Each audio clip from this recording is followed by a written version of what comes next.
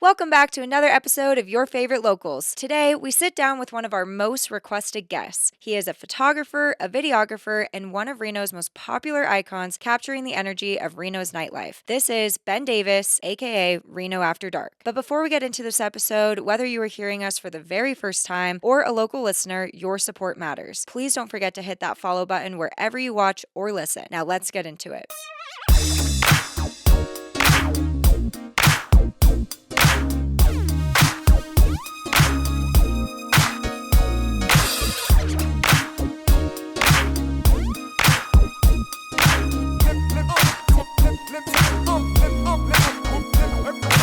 Ben Davis, aka Reno After Dark.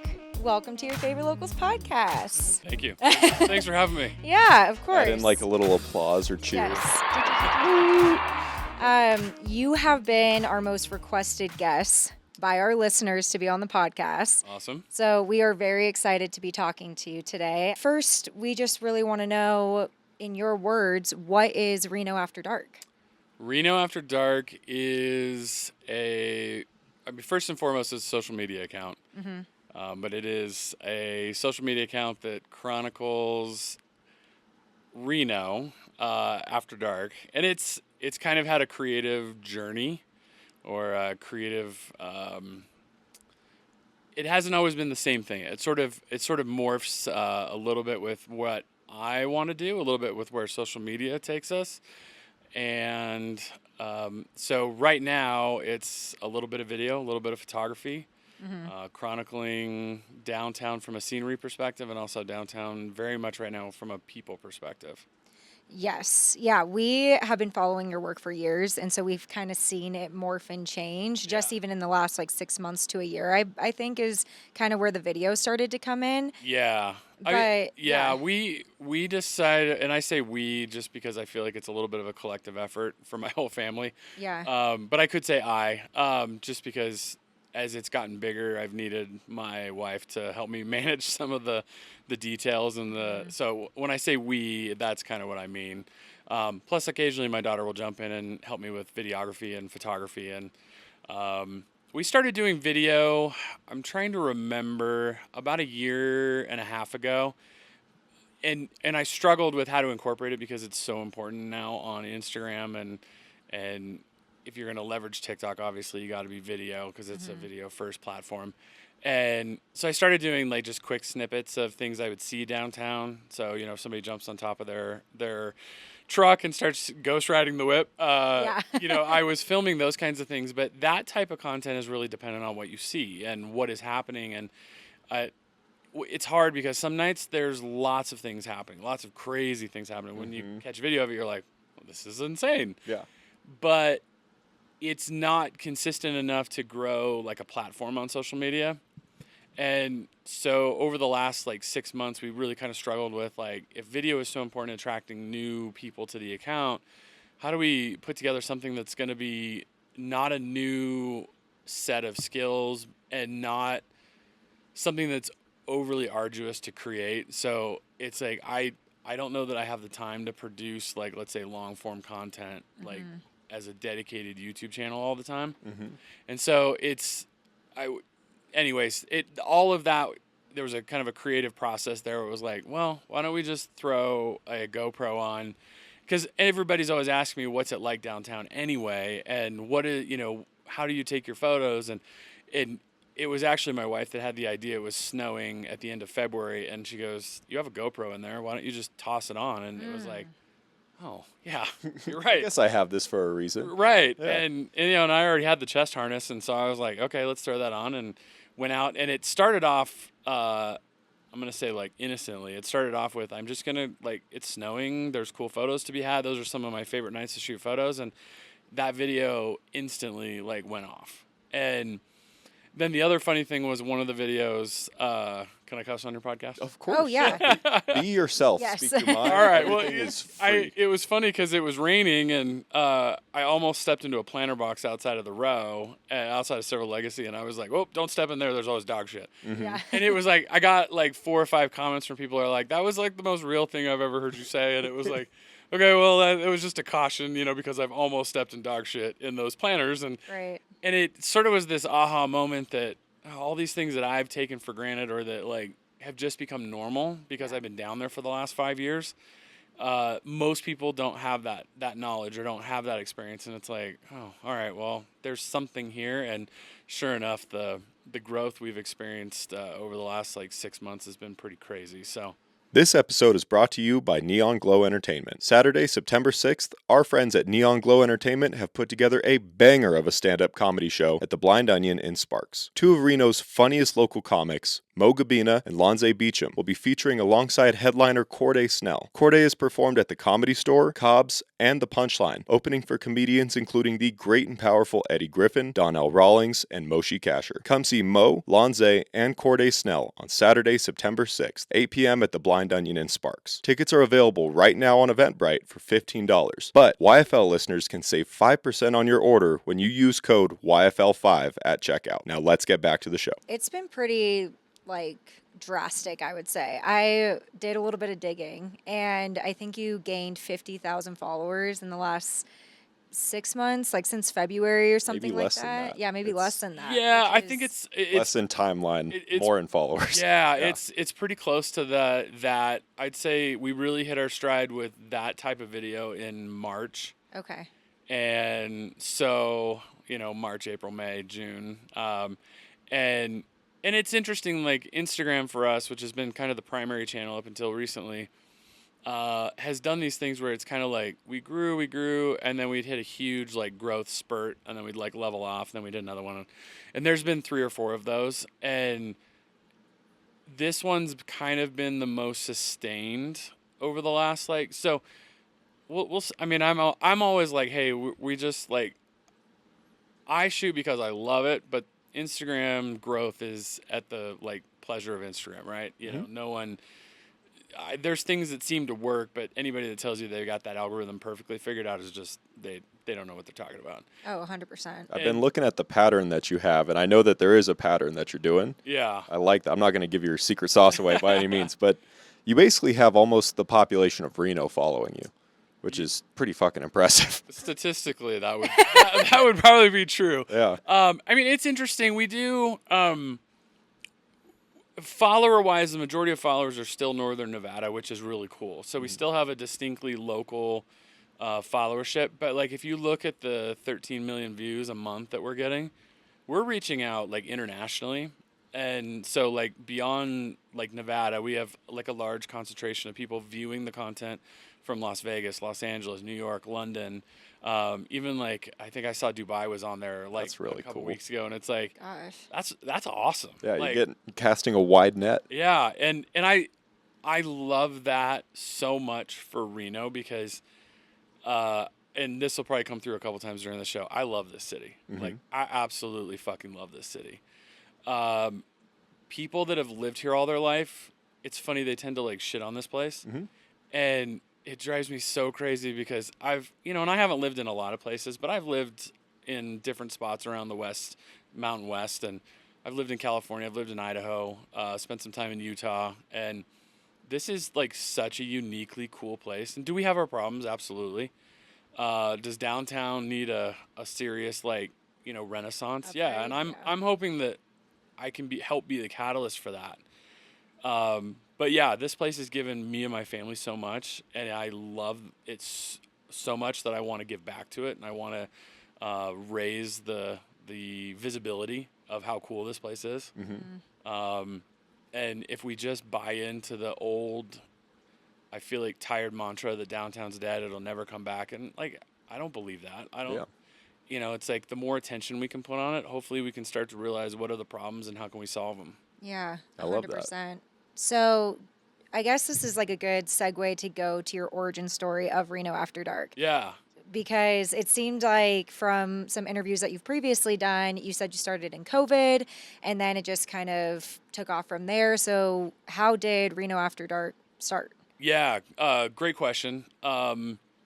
So it started for me, I think the ultimate origin story is go back to 2010, right after we moved here. And I was working downtown and I realized this is like kind of a funky, cool place. Mm-hmm. And having lived in like the Bay Area and Sacramento, and those downtowns are like large, right? And they're not exactly like walkable in an afternoon in its totality. And I remember like one of the first afternoons I worked downtown. I left a little bit early and I just walked, and I was like, this place is like, it's really like cool, and it's like it's weird, and Yeah, like it's I thought, funky. yeah, and I could do almost all of it in like an afternoon, and I thought, okay, all right, this is cool, and I had just started getting into photography around '08, '09, and I thought I'm gonna bring my camera tomorrow, and that started me shooting photos on my lunches, or if I got done with work early, just walking around and taking photos, and like I was obsessed, hooked. And this is also right at the same time Instagram like started, Like really and bubbled, and it was yeah, all well, about photos at yeah, that and point too. I want to say it was 11 or 12 Instagram started. I was like one of the first people to sign up, and uh, I remember connecting with all these other like iPhone photographers, and it was like the first time I'd really had community with a bunch of other photographers, and because we were like supporting this new like weird platform and trying to figure out what it was, and it was like this really cool thing of like no one was competing with each other, there was no ego involved. It was like four or five of us that would just take our lunch breaks, or if we had like a free afternoon, and it was just it was awesome. Like I still look back and go, that was like a special period of time as a creative person. And also like downtown Reno had maybe even worse of a reputation nationally at that time, because it was after '08, and the national news just kept beating into everybody's head that like Reno is dead, Reno is dead, Reno is dead. And I remember walking around going, this place isn't dead, this place is crazy, like it's cool. And like there was even more open then than there is now. I would agree with that. I would say the entire strip on Virginia Yeah. looks night and day different. Yeah, and I mean, like I remember walking down, and it was, and it wasn't like the glory days. I remember being in downtown Reno in the '90s, and trying to explain to people now like what all the casinos were open, and you heard all the change hitting the trays at the same time on a Friday night. Like it was wild, Buckets right? of coins. Oh yeah. Yeah. And I remember like I think it was on a summer night. Not everybody fit on the sidewalk, and it was just there was. I wish I could show my kids what that Reno was like, but the Reno in 11, 12, 13, like it wasn't. It was slower, but it was like there was still things happening. The Little Nugget was open. The Horseshoe was open. Row had just reopened, which is now Whitney Peak, and they had like a food court thing with the doors open, and it was kind of a cool vibe. It was very different than it is now, and so that's like where I think the seeds got planted for me, that it was like I want to tell a different story than what the national news is telling. Mm-hmm. And unfortunately, I then went work from home, which that was cool on the one hand because I like working from home, but then it was bad. I wasn't downtown anymore, and I lost touch with a little bit of the street photography part of it, and COVID hits. And as a professional photographer, COVID was rough because I did a lot of trade show things, and there just wasn't a lot going on, and I was sitting at home, and my wife could tell I was like worried about money and worried about where the next photo job would come from. And she said, "Hey, this was right after lockdown got lifted." And she said, "I'm getting my nails done. I'm going downtown. You should come with me and shoot photos." And the reaction probably initially was like, "No, I'd rather just sit here and worry about money and work, and rather get nervous and scared and right, anxious instead of do something creative and cool." And she like almost forced me. She's like, "No, you're gonna come with me. It's only an hour. Just like come down with me." And so it was her nail person was on Liberty, and I walked over kind of where the Sands was. I did a kind of a full loop. Again, the beauty of downtown. I walked almost the whole circle of it in an hour, and it was awesome. I was like, this is super cool. And it opened up like a whole new thing for me, where it was like, oh, I totally forgot about this. And I remember going on YouTube, and like I was just like obsessed with street photography again, and went on YouTube, and it's like the street photography space had blown up, and I went down the rabbit hole. I'm like, oh man, like I need to get back out there, and like fell completely in love with it, and went down to Action Camera. And I think one of our stimulus checks, I was like, all right, I'm buying a street photography, because I had just my big like Canon full frames, and Right. not to go too nerdy into camera stuff, but it was just big and bulky, and I went down there and bought a small Fuji and little less obvious on the street. And I was like, from that point on, I don't think I went out every weekend at that point. That didn't start happening until early 2021. And I started the account, I think, in late January 21. Okay. Just because I started posting on Facebook, and everyone's like, is there like an account for this? You're like, you know, your commercial work is fine, but like, this is what we want to see. And it was like, oh, there might be something here. Yeah. And so, yeah, we started Reno After Dark January 2021, and here we are. It's pretty incredible, actually. Yeah. Like the fast growth, and you're also just an icon in Reno. Like everyone knows who you are. And Yep. I feel like you bring the community together, because even just watching your style almost change a little bit too, just over the years, it's been cool to see you capture Reno in a different light. I know we're talking about After Dark, but Yeah, like, yeah. you know what I mean? Like, it's just been cool to see Reno in such a way that people resonate with. Like, they get to now see themselves on there, and they're like, we are Reno. Like, you're showing the Yeah. community. And also, even with all the community events, like, your style is just super cool. Yeah, it's and I think that goes to the, we mentioned earlier that the style has morphed, that the account is like, it's kind of I don't want to say changed, but it's sort of taken on different creative directions. And one of my favorite things about doing this, and it was one of my favorite things too about early on when I started doing it in 2010, was people would say, hey, I've walked by that 35 times, or I've walked by that 3,500 times, and I've never seen that before. Or I didn't realize like those signs were so iconic for the old motels. It was that really like resonated with me, was like, I have the ability to show people something that they've seen their entire life in a different way. Yeah, it's something you've seen, but you've never actually seen. Right. Never looked at it the same way that you have. And it's like Artistic. it's a superpower, I think, a little bit, to cause people to take a second look at their community and say, wait a minute, I never saw it that way before. Or like, one of my favorite comments is like, there's such beauty here that I never saw before. And that just resonates with me, because I've always seen that ever since we got here. And even when we visited, I tried to move to Reno for 4 or 5 years before we were able to, just financially and job market wise. And I knew instantly, like when we came here, I remember one of our first trips, after my wife and I got married in 2001. I remember, like, we even checked in at the front desk at Silver Legacy, and the lady goes, you're fine as long as you like stay away from the river after dark. And like, it was so funny because like that hooked me. I'm like, wait, I want to figure out why is what's going on over there? Yeah, I had no idea. And like, so I remember thinking, and we woke up the next morning, we walked down to the river because I wanted to see, like, is it really that bad? And I never thought it was that bad, but I remember walking around going, this is such a cool like city. And my family, not to get too far into like the woo or the universe, but my family is from originally like the Ely area, and my great grandparents came from Switzerland to Nevada, and so we have a lot of like family history here. And Yeah. and I just have always felt like this place pulling at me, like the energy here was what I wanted, and no matter like where I lived, I just always felt like I didn't quite like fit in or quite belong, like that wasn't where I was supposed to be. And I remember when we got here and moved into our small little apartment, just kind of starting our life over when we moved here, and just thinking like, for the first time in my life, I could breathe. This is where I was supposed to be. So That's interesting you say that, because there is like a compelling factor of Reno that I feel too. And I think you do. And I don't know how to put my finger on it. There's something about this city. It's incredibly unique. It's beautiful. It's grimy in the best way possible. Yep.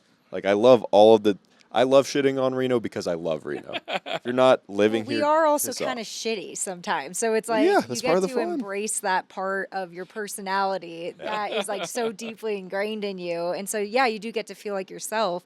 But he's from Sacramento originally, Yeah. and then I'm from the Bay Area. And so those two cities are just so drastically different from Reno, and the Very. people are so drastically Yeah. different. Yeah. And so coming over here when we just felt like we could be ourselves, but we just found our community here. Yeah. And like really have deep friendships and relationships with people. And we just don't really want to live anywhere else. So yeah, I mean, we completely agree. We're on the same page. And it's different a little bit post-COVID, but I just remember when we first moved here, I thought, man, I died and gone to heaven. That like in 35 minutes you could be up at Sand Harbor, and you could be 25 minutes the other direction into the the hills and above South Reno, and do off-roading and shooting and whatever recreation you want. It just seemed like almost like too good to be true. Yeah.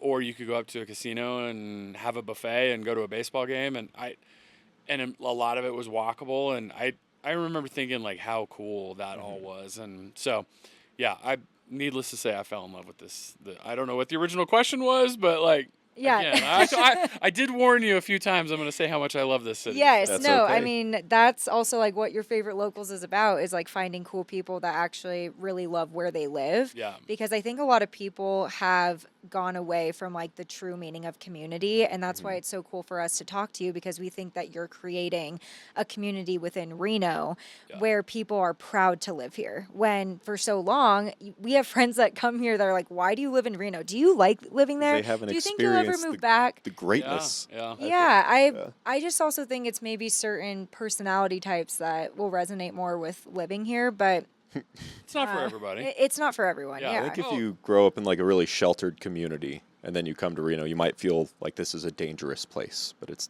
not, in my opinion. yeah. What would you say to people that say Reno is dangerous? Oh, I mean, that hasn't been like everything.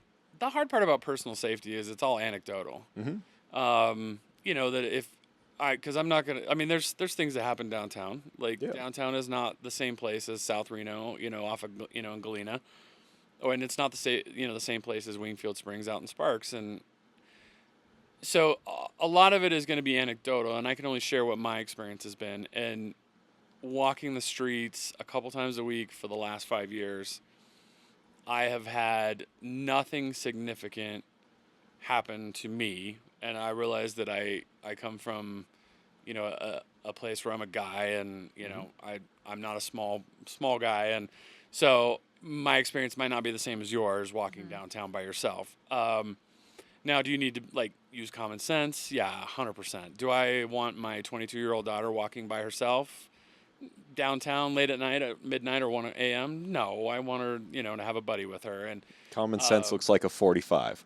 I don't want to venture too far into that, but it's like take reasonable steps, use common sense, and I would say that for any city. I mean, like I walk around I was just in San Francisco a couple weeks ago and decided to go out at 1 a.m. and shoot photos, and it's just being aware of your surroundings, not looking at your phone. If you need to cross the road because you don't want to interact with someone that's coming towards you, like don't be afraid to do that. I mean, I've had a couple of weird things, and I can't say whether they were threatening or not, but like I've had people approach me in weird ways where it's like, no, I'm going to walk out into traffic. And, I've had people honk at me, but it's, I'd rather have a car be mad at me than, deal with someone that wanted to do me harm. Yeah, somebody's trying to do karate at 2 a.m, Right. middle of the street. It's like, hey man, not here. In any especially Western city, when I say Western United States, and any American city, I mean, we've got the same problems they do. We've got homeless, which actually I've had a great opportunity to get to know a lot of the regular homeless people down there, and most of them are not threatening. Most of them are not scary people. And what's, we can go off on this tangent too, but what's scary is, as I've heard their stories, is like, man, how not different they are than a lot of people out there. That scares me. But I mean, there's some pockets of downtown that, like, sure, there's some people that I think are up to no good, and having had conversations with some of the police that work down there, there's things, but it's the same thing as everywhere else. And so yeah, to answer your question, common sense. Yeah, 100%. I do want to ask you about the craziest things you've seen downtown, because you photograph police, and I'm sure you see paramedics and fire all the time. Yeah. And just people in general. Do you have like one or two wild moments where you're like, is this even Reno? Is this even real? I mean, one of the like weirder, scarier experiences I had, and scary isn't really the right word, an experience that could have gone like a different direction, is it was a Friday night, so it wasn't like quiet, but I was over on Arlington shooting some photos, and there was a neon sign, and I wanted someone walking under it, and I clacked that photo, and I turned around, and it's kind of weird because I I didn't think I was acting like I shouldn't have taken it. And I turned around and the dude like started yelling after me. Did you just take my photo? Did you just take my photo? And you normally 99% of the time, and I have come up with some ways of diffusing this now, but if you shot someone's photo, they're like, did you just take my photo? I would just like keep walking, or I like wouldn't address it. And this is also part of the creative journey, I think, is also getting more comfortable with people. But in this case, this was a couple years ago. I just started walking, and most people will lose the fight, so to speak, after a couple blocks. And 2 blocks went by, he's still following me, still yelling after me. 3 blocks, 4 blocks. I'm like, I'm just gonna have to like turn around and like confront this guy, like what, because he's not giving up. And so I turned around and I turned around to him with his fists up, and he like wanted to fight me. And I'm like, I'm not gonna fight you, dude. Yes, I took your photo. I'm not gonna fight you. Yeah, And you're he's in like, public. What do you expect? well, and he said something like, I'm gonna take your camera, and I said, no, you're not. And I started getting as loud as he was. Just I felt like I had to kind of match that energy, and we were out in front of the Silver Legacy, and I hoped that matched energy, that the amount of bystanders might have like dissuaded him, and he didn't seem that dissuaded, and so. I had my camera on a strap, thank goodness, and I kind of let it fall, and I got my phone out of my pocket and started recording him. I'm like, well, you're on video. I'm not fighting you, but if you want to try and fight me, like, at least there's going to be a video record of it. And, Yeah. And, and he gave up as soon as the phone came out and I started recording him. That was the other thing about the body cam, the POV action cam footage. Just as a record of what goes on, but Protect yourself. yeah. But he gave up, but that was like one of the more like weird, like, so strange interaction. Right. So you wanted to chase me for 4 blocks, but yet at the same time, like, you gave up as soon as the phone came out of my pocket. Like, that's kind of strange, but okay. Yeah. I mean, there's weird things like always, like there's just such a diverse group of people that are downtown, so like last summer, there was a guy who was driving around in his Lexus SUV and decided to jump out of it while it's moving and jump on the hood and ghost ride the whip. And I'm like, am I watching this? This is crazy. Like, and it was under the arch, and I thought that was like a crazy moment. But I mean, there's just people, and when you have people, you have interactions and disagreements, and there was an experience coming back. There was a lot of people coming back from the Bananas baseball game, and 99% of those people just going about their night, and everything was fine. And a guy came out of the Cal Neva that was obviously intoxicated and started harassing a couple of these people coming out of the game, and they were really very patient with this guy, and he was talking about doing things with the guy's wife, and that guy turned around and the guys coming out of the game, one of them turned around and smacked him, and he like 100% like from a cosmic perspective had that coming. Yeah. And and split his nose open. And it's funny that like all like kind of hell kind of broke loose. And so it's like there's times where there was blood everywhere, and the police were there, and the fire department's there, and REMSA's there, and and these poor people that have been inserted in this situation are filling out witness statements. And I mean and so it's like just like anywhere, I feel like things can become a circus really fast. Yeah. Especially here, when you have 24-hour drinking, gambling. It just brings a different audience, a different crowd. Sure. And the nights, they kind of take on a very, like, there's a structure to Reno nights a little bit. That as soon as the sun goes down, there's an hour or 2 period where it's like, and this is during the summer. It's a little different in the winter, but during the summer, sun goes down 8:30. 8:30 to 10:30 is tourists, young people. Everybody is out, right? And everybody's happy. Everybody's just starting to get their drink on, or It's just the quiet parts. It's the quiet, happy part, right? Yeah. And then 10:30 till about 12:31 is we're getting drunker. We're still having a good time. We might even be wasted, but we're still having a good time. And then past 1 o'clock, we start getting into the wheels start coming off for some people, and the crying starts, the throwing up can start coming out of the bars. That's when the fights really like kind of start, and I'm sure you've seen the videos on social media. Yeah. Ironically enough, as much as I'm down there, I always seem to be in the wrong spot for when those break out. I'm like, as soon as I leave 2nd Street, the fight breaks out and I want to go over to the arch to shoot a few photos, I'm always like, I seem to be away from that. Perfectly timed, just Right. like, missed that one. Yeah, which, on the one hand is like okay, because I don't want to. If it happens in front of me, I'll take photos of it because it's a human experience. But at the same time, like, I don't want my account to be nothing but bar fights, or I don't want, because that's as I was much as wondering that, like the documentation of violence, as like alluring as that is for the watcher, the viewer. right. And there's other accounts in town that cater to that sort of content, and I feel like on the one hand, I would be dishonest if I never showed things like that. It's like, so like sometimes, like for example, the people that got into that interaction with the drunk guy, I photographed that scene, and that's something that happened. And I don't want my account to be purely just crime scenes or purely just emergencies. But at the same time, if I never photographed the police, if I never photographed the Reno Fire Department or REMSA, I feel like I'm not also being honest about what happens down there.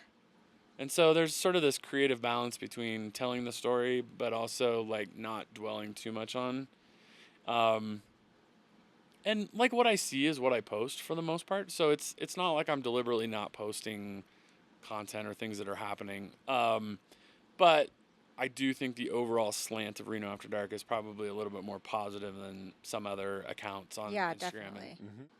There was a point where we were thinking of doing interviews with people on the streets, Yeah. and we were kind of playing around with it last summer, and we ended up interviewing a trans woman, Rayana. Yeah. I don't know if you have met her, know her. She's the one that, Probably have. she's the one that has all the flags on her car Yes. that you usually Yep. see.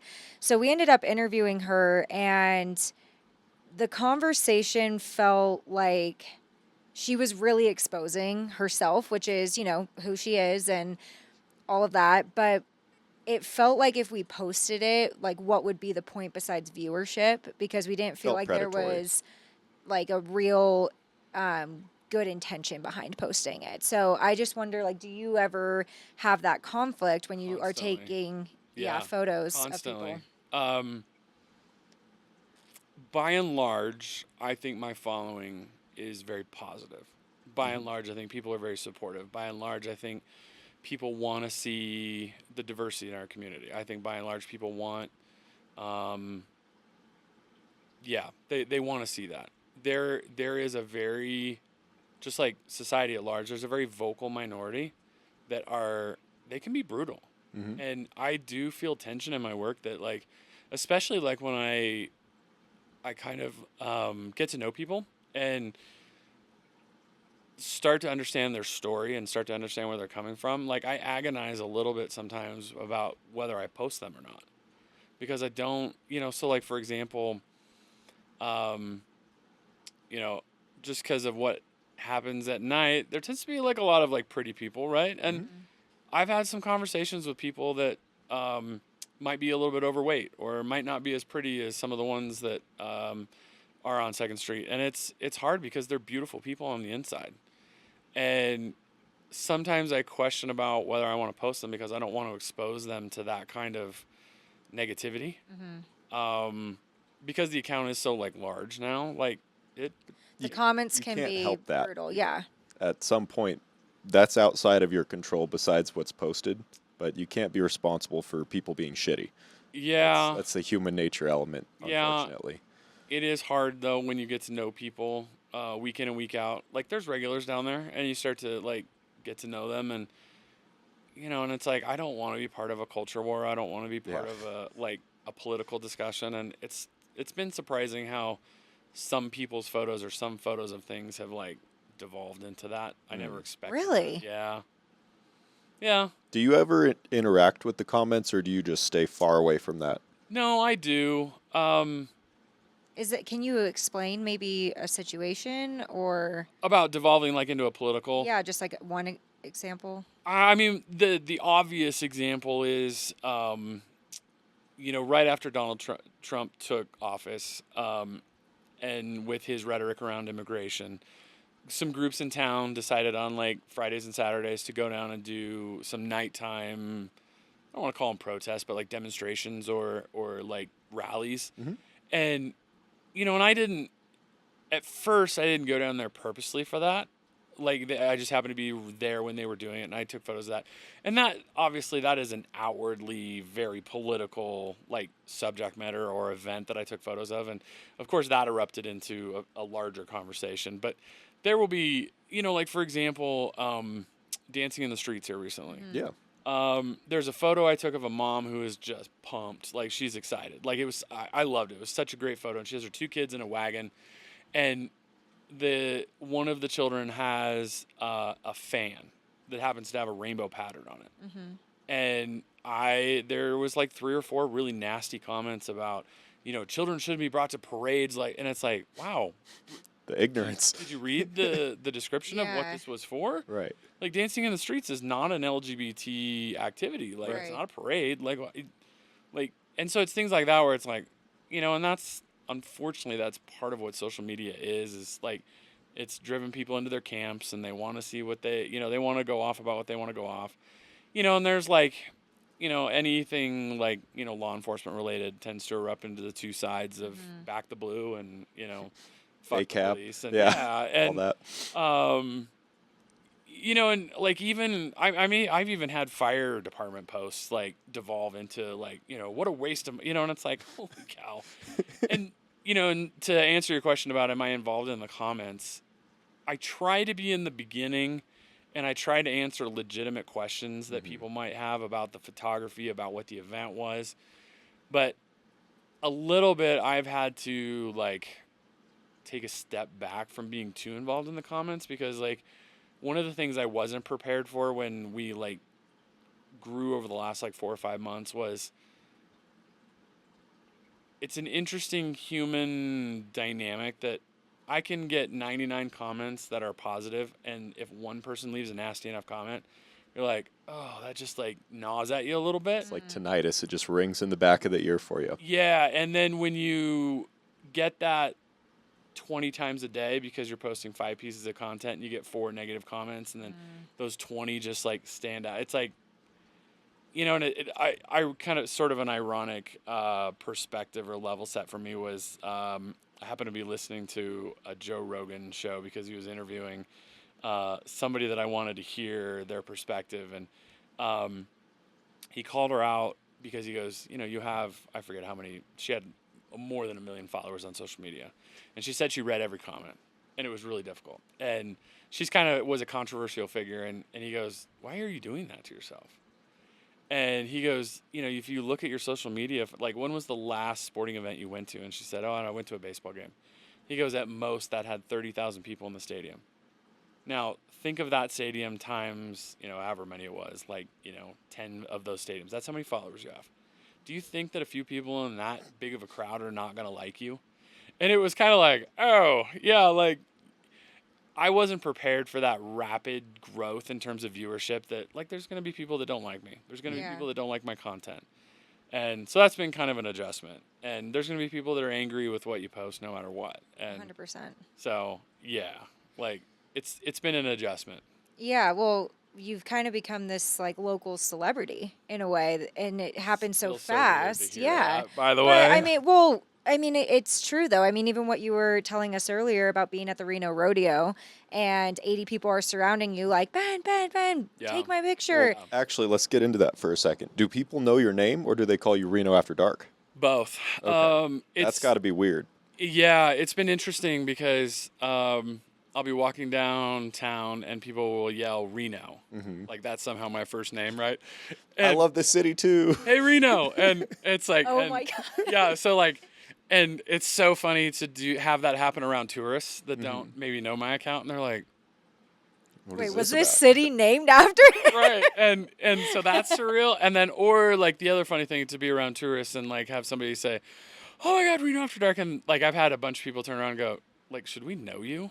And I'm like, are you from here? No, then you should, you don't need to know, like, I mean, you can look it up if you want, but yeah. And it's funny with the point of view video or the like behind the scenes, video from the GoPro is that as soon as like one person used my first name, and it's just now like out there. And so it's been a little bit of an adjustment over the last couple months that a lot of people know my first name. And so it used to be like a year ago, if you use my first name, it's probably because I know you or we've had interactions before. Yeah. And not anymore. So like, That's got to be odd. it is very odd. Like we went to the Eddie the other night and like we were walking out and like 3 people were like, "Oh my God, Ben." And I'm like, What's up? Who are you? Just weird. Yeah. Yeah, so how does that feel? Like, are you nervous that people are starting to know you? Does it excite you? Like, no, what is... I like it. There's some times where it's like some people have no chill. What does that mean? Well, so like I'll be having a conversation with somebody, like clearly involved in a conversation, and people interrupt. Like, can I get my photo? And it's like, yeah, You but see I'm me doing involved. something here? Right. Talking. Yeah. You know, or like for example, I was talking to. I'm trying to think when this was. I was talking to an RPD officer, and it was about something that I forget what it was. An actual, like, it wasn't just a hey, how are you doing? It was a conversation, and like we got interrupted for a photo being taken, and I'm like, that's wild. Like I would never interrupt someone talking to a cop about like This looks important, but photo time, maybe? yeah. So like that's kind of weird. Like that sort of sometimes is like that might be near like the line of some things, but my wife has had to adjust to it. I think she's been a little bit. It's taken her a little bit longer. Yeah, why is that? Like, what's... Just when people interrupt your dinner when we're out like eating downtown or in Midtown, or like, and this is one I'm still like is so wild to me. It's like people wanting to take a selfie with me. It's like I'm just a guy. I'm just a photographer. Like, it just feels weird. Like, and I don't. But also at the same time, I don't want to be an asshole, and because that's just not me. That's not my personality. And I also like. There's not very many things that bring people joy, like nowadays. I feel like, and if like me taking a selfie, or spending 3 or 4 minutes talking to somebody about like how much they love the account or the content, like if that makes their day, like I'm all about that. 100%. I do love the chest cam videos of people asking you like a pretty obvious question, just, are you Reno After Dark? Yeah. And the light up on their face, like the excitement. Yeah, Like- it's like the smile coming up. Are you Reno After Dark? I mean, and that's rad. I mean, I don't totally get it from my perspective, like that it brings people that much joy. Because to me, I don't know. I'm just a photographer. Yeah. But if it does, like, cool. Like, I love that. Like, I love that for our city. I love that for that person. Yeah, something to get excited post-COVID. Like, let's go. Yeah. There's a little bit of like exclusivity to it that I think people probably pride themselves on. What do you mean? Well, living in Truckee, we lived in Truckee for a little bit, and Yeah. moving there from the Bay Area and Sacramento, it's like you don't really know anyone, right? Like, you know, you have your group when you're in a bigger city, but going to Truckee, it was like that is a tight-knit community. You know who owns the bar or the restaurant that you go to every single week. Like, you can't be a dick in public. Right, Or like- you can, and it's bad. like you start to develop this community where you're like, oh yeah, I know the owner type of vibe. And that's how Tahoe is. So I feel like maybe Reno is a little bit of like that big city, small town vibe put together.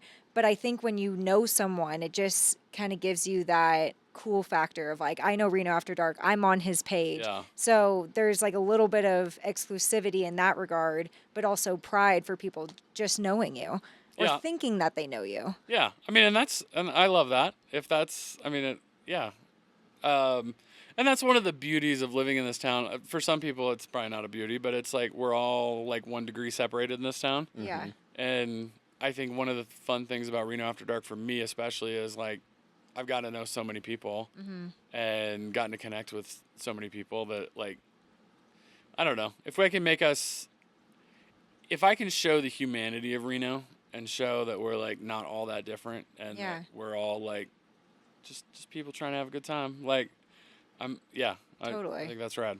So you shoot a lot over by West 2nd Street. Do you ever go over to the corner store, kind of by the Presbyterian Church and then towards 5 Star? I do. Yes. So, I mean, like it's been a little bit different now that the Arlington Street Bridge is been, and they closed off that sidewalk there. 'Cause it used to be the river, was generally like as far, south as I would go. 80, maybe 6th was about as far north as I would go, and then I'd go lake to like Arlington or So lake. you can bounce that rectangle almost. Yeah, and so I would kind of spend a lot of time there. Like, I mean, I would walk on First Street, and then I'd hook over past 5 Star, and there's that tension again a little bit with, like, I do shoot photos outside of 5 Star, but some of the rhetoric on social media is so like brutal to that community that like I've been worried about exposing them to that sort of like online Hate, yeah or vitriol, whatever it is. So I do take photos and I do post them, but it's probably I don't post them as much as I like probably should, because I actually got I was there last week, maybe the week before, and I was taking some photos, and I'm not a street I can't be a street photographer that takes candids anymore. Like, I just get recognized, but I was asked, like, especially like, you know, outside of there, is it okay if I shoot your photo? And one of them said, "Oh, I thought Reno After Dark hated gay people." What gave them that impression? Like, nothing that I've ever said. Yeah. So, and that's not the case at all. And so I guess, and that's one of the hard things about social media in general, is that people get brief snippets, and, you know, and some of that's the nature of photography too, is that, you know, you don't get the whole story, and you don't like know the, like, people I know, they think they know me, but they don't know me. And so like that hurt a little bit. And so I've got to figure out like what's a respectful way of like maybe posting 5 Star a little bit more. And maybe I just need to ask whoever I'm taking the photo out there, are you okay with me posting this more so than I would normally, just to make sure I'm being respectful of if they want to open themselves up to that. Yeah, I don't think that a lack of representation equals dislike by any means, but some people interpret it that way, and I think that's silly. But I can completely see where you're coming from. Of you put somebody who's out there being 100% themselves and they're loving it, and then they just get shit on in the comments, and you're like, feel like I might have invited that just by putting them on there, but that's not, you're not responsible for that. It's Right. Well, and like one experience I had was I shot outside of 5 Star. Like, I want to say this was like 2 or 3 months ago, and there was a couple, 2 gentlemen, and they were having like the time of their, like, they were having a great night, like super pumped, like just having a lot of fun. And I raised my camera, and they smiled, and I shot the photo, and like they were laughing. It was a great photo, and they were both in like black like leotards, and the amount of like that got on the algorithm on both sides of the you know, cultural divide, so to speak, and it got nasty. And I like, they didn't tell me to take it down. I mean, I never got a message to take it down, and either they didn't know I posted it or it didn't affect them. But it was like, oh, like, I don't know. It sucks. It's 2 people having a great time, like, downtown, not hurting anybody. And man, the comments were brutal. So and maybe that's impacted my comfort level with doing that again. Yeah. Yeah, I can see how that must be hard too, because it's like you want to have an honest and accurate representation of what's going on, but also the comments, it's really not the real world. Like, we posted some IQ episode that we did on TikTok, and we have not responded to a single comment. It has like millions of views at this point, and Like 1 million.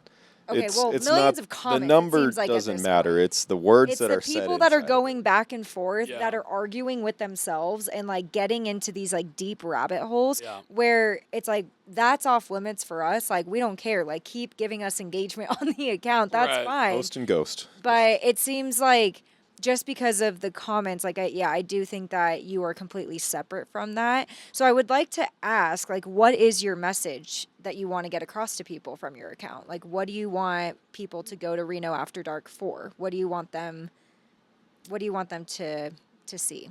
I mean, first and foremost, it's the city and the people, I think, is the overriding. I mean, the funny thing is, Reno After Dark didn't really even start that way. Like with what do I want people to get from it? It started off with it was more about like me. It was more about like my journey artistically. It was more about having an outlet away from, ironically, away from business, away from like, commercial photography. It, and I think, we touched on a little bit how the content has sort of morphed a little bit or has evolved. And that evolution has been my creative journey. Mm-hmm. That evolution has been, I think when I got out there initially, it was like my comfort level with, I just want to walk around. There wasn't a lot of people out, post COVID as much as there is now. And so some of that was, I'm just going to shoot the city. I'm going to shoot like how much the city changed post COVID. Mm-hmm. What's closed, what's back open, are people coming back out? And I think a little bit and that was awesome. And I love that. But after a while, after a couple of years of that, it's hard to shoot the same things night in and night out, the same places. Mm-hmm. And so then it was like, okay, well, like, let's start trying to show the crowds. Let's start trying to show the events. And I think as I did that, and as I got more comfortable interacting with people, not just taking their photo, then it was like, oh, I actually like this. I like meeting all these people. I like hearing their stories. I like finding people that are having fun. Mm-hmm. And that's one of like, it's interesting. I don't know if you've seen any of the comments. Like there's a vocal minority or a vocal base that have been with me since the beginning that really don't like the new direction. Mm. They're like, no more hot ladies. That's enough of that. Pretty much. Well, yeah. I mean, there's some that, I'm tired of the people. I want more of the city. I'm mm-hmm. tired of young college people, drunk college people. I want to see the city. And it's like, I like that too. I like shooting the lights and I like shooting the place and I like documenting the changes. I like documenting, like, it's crazy when I actually went back through some of my 21, 22 photos the other day looking for something. And I was looking for a photo of the antique mall on Sierra before it became Birdie's. And, mm-hmm. and I was trying to find a before and after. And it was interesting to see like how much has changed. And it was a good reminder that I need to keep shooting the city because it is going to change. Like it will look different in 2 years than it does today, just like it does compared to photos from 2 or 3 years ago from today. Mm-hmm. But that is such a grind, and it's hard because like I do want to do that, and I do feel a little bit of a responsibility to stay true to that. But like, if I did that every weekend, that's not fun. Mm-hmm. Like, I have a blast talking to young people. I have a blast, like, hanging out in front of 2nd Street, like, hearing people. Like, for example, like, I just posted a video of a young lady that she had to have spinal cord surgery. I saw that one. And, here she is her first time out post-op. And, like, she was, like, thrilled. Like, she'd been given her life back almost the way she was talking to me. And it's like, dude, that's, like, energizing. Yeah, she flips around, get the scar, get the scar. Yeah, like, I mean, that was so, like, and that's crazy. Like, I have a lot of fun doing that. I think on the one hand, because it's fun to photograph people that are having fun.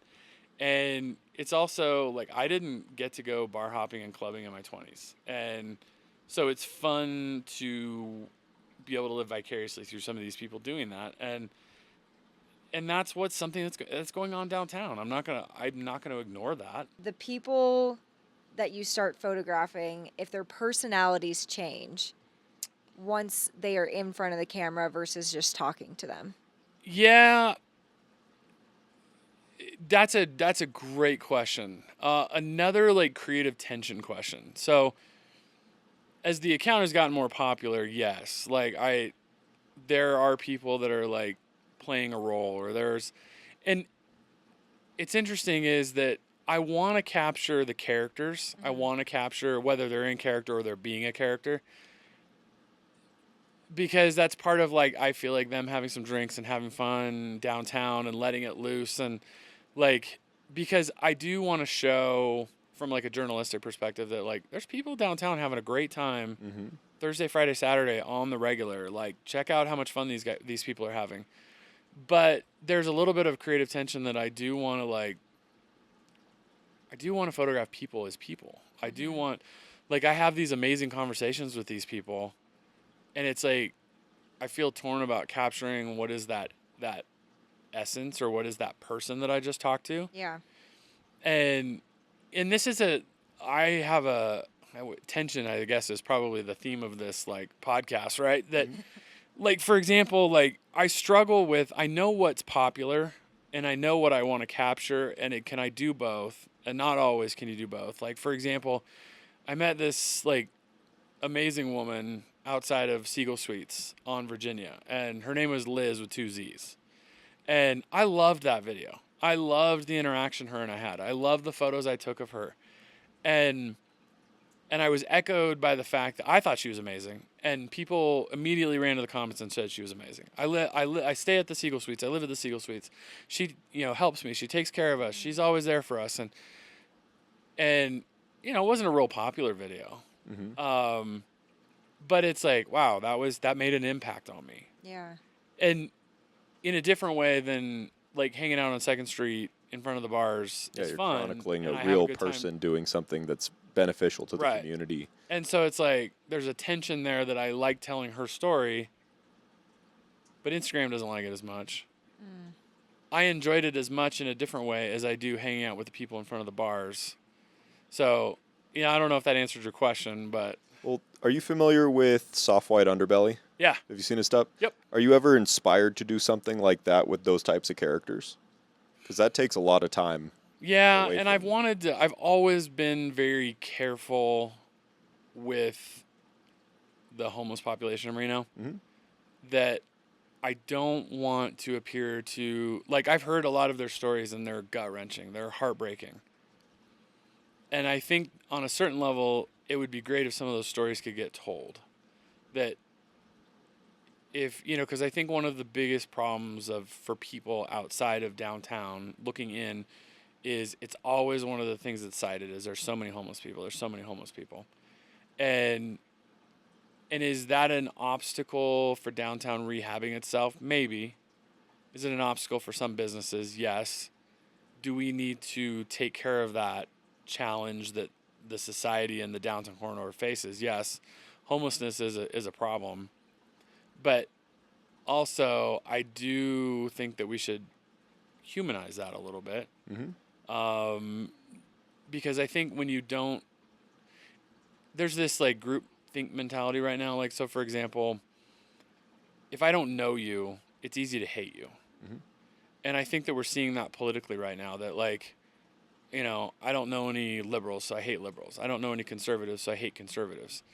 Or, I don't know any gay people, so I hate gay people. And like, that's such a toxic thing that's going on, but it's also not really, I think, who we are either. That outside of the groupthink, like when we get one-on-one, like I've not met anybody downtown where I'm like, I hate that person. Yeah, I don't think that that's real. Like, it's real online. Yeah. But That's not the there's real world. so few people are confident enough in their hate to project it to others that I think a lot of it is a facade because you have a group online. It's an Well, and echo I think chamber. that we fill what we don't know with hate. I mean, and I think a little bit of that is human nature, or we're suspicious of what we don't know. And the more we get to know people, and the more we get to know, like, the more you get to know that person, that human, we're all so similar. Yeah. I mean, I think that's been one of the most eye-opening human studies that I have, like, one of the things I've learned is that we're all so similar. We're all just trying to get through life. It's made me so empathetic to people. And it has, like, I mean, almost like, I think probably for some people it's like to a fault, where it's just like, we're all just people. We're all struggling. We're all carrying around monumental baggage. Like, we tend to think that, like, I think we're all, like, had it really hard. And it's like, I've heard so many stories from so many people, and it's like, wow, like, we're all carrying around so much. We're all dealing with a lot. And especially when I hear the stories of some of the homeless people, it's like, dang, that could easily be me. Yeah. Like, Two wrong right turns. And oh, there yeah, you are. it could easily be a lot of us. I think, I know in our life, like, we've benefited from having the supportive family. We've benefited from the privilege of having grown up in good homes where, like, I know how to interview for a job. I know how to, when I lose one, pivot to another one. And not everyone has had that ability in life. And it's like, just, yeah, hearing those stories can be gut wrenching. So I guess, again, tension, right? Like, I do want to tell some of those stories, but I also don't want to exploit people that are already down. already really struggling in our society. Yeah. Well, it would be kind of asking the question of like, what can the account maybe benefit for this person? Like, where do you see Reno After Dark in the next 5 years? What is your goal with the account? It's a great question. It's one I've been asked before, and I don't think I have an answer for fully. Yeah. I mean, I think the overriding thing is I'd like to continue to tell Reno's story, continue to talk about where Reno's going, where the potential opportunities for the city are when I have the privilege of doing so, showing off its people,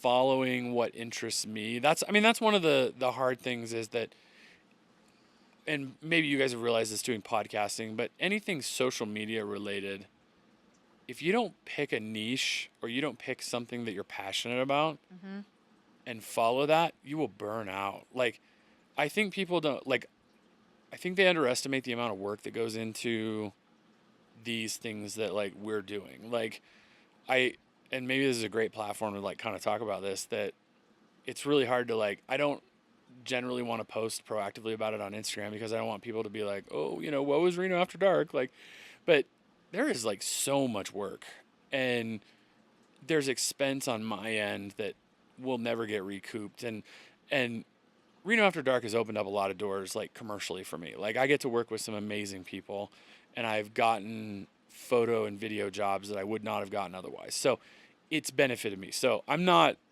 complaining overall, but I would love for people to understand better, like, that, you go out and you spend 3 or 4 hours, sometimes 5 or 6, downtown on your feet.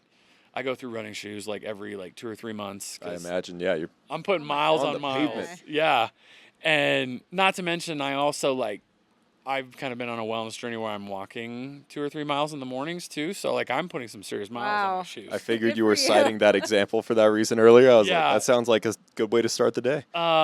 And, we can talk about, like, taking care of yourself as an artist, but so you spend 4 or 5, 6 hours depending on the night. I mean, there's some nights like, dancing in the streets. Like, I was down there, I had to shoot some quick video for the J for the Brighter Days Festival. The setup, yeah. And then ran to Midtown, and I was down there until midnight. And, that's a long time to be on your feet walking around. And, and I did, again, I think I did 5 or 6 miles that night. And that's a low night compared to some of them. And then you come home at 2 a.m., and I'm one of those people that can't just go to bed. I got to wind down. So go to bed at 3 a.m.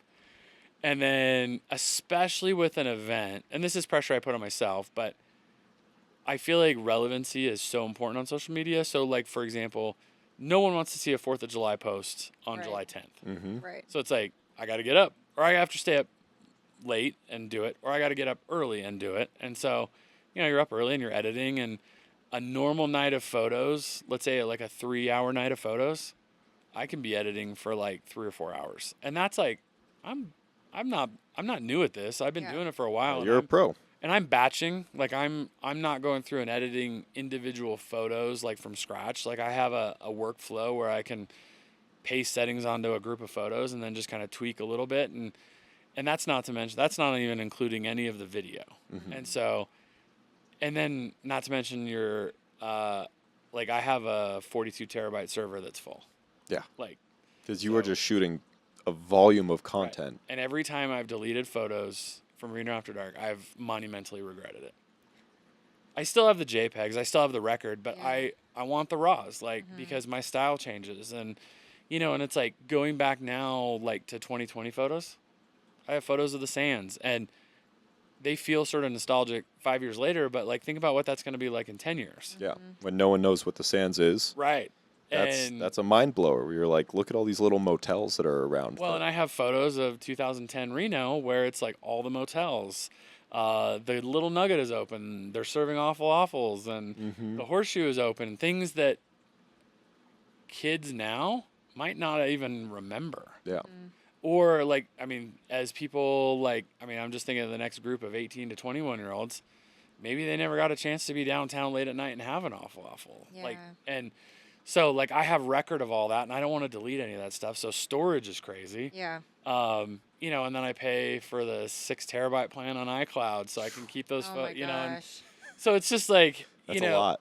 so, you know, we're every night we're producing, you know, another 100 gigs of raw photos, and then we're editing them, and then that's not to mention the video and the transfer time, and then the going through and editing that, and I love it.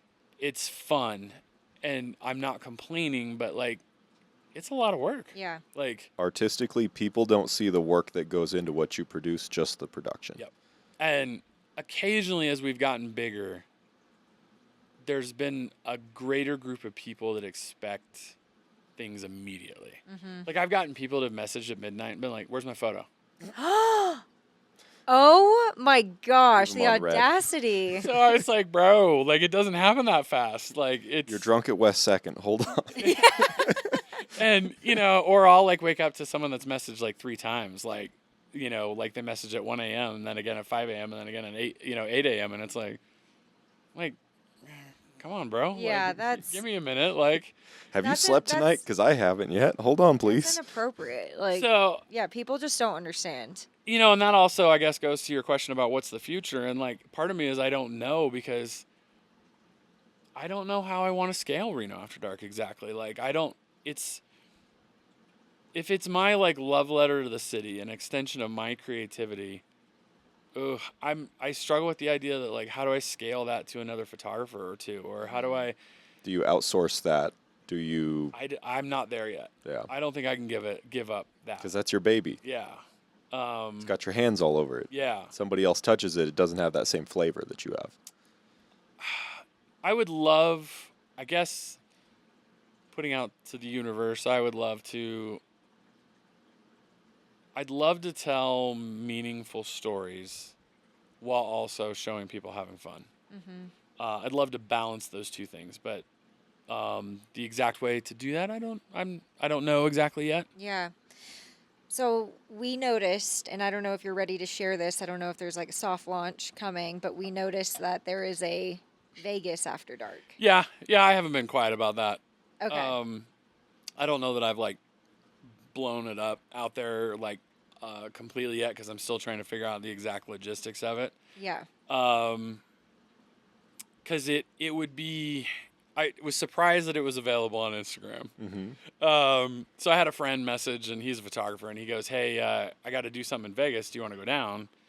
And I said, "Yeah." It was like last minute, and so I went down there, and I shot photos on Fremont Street, and it was wild. Like, Oh, I bet. Monday night was busier than a Saturday night on Fremont. What? Like here on a Saturday night. That makes a Well, I lot of bet sense. a Monday night in the summer. Yeah, that was totally makes crazy. It's sense. got to be also cheaper to go out and stay in Vegas during Also, the week. Fremont Street, I recently went there, I think now like a couple months ago, and I hadn't been there since we had gone years ago. And going back, I was scared. It's a scary place. Like, I love Reno and I love living in Reno. I Yeah. love going out in Reno. I feel safe. I did not feel safe in Fremont Street. That is Why? a fact. There's a lot of older men that are single that are there ready to party. It's the Vegas crowd.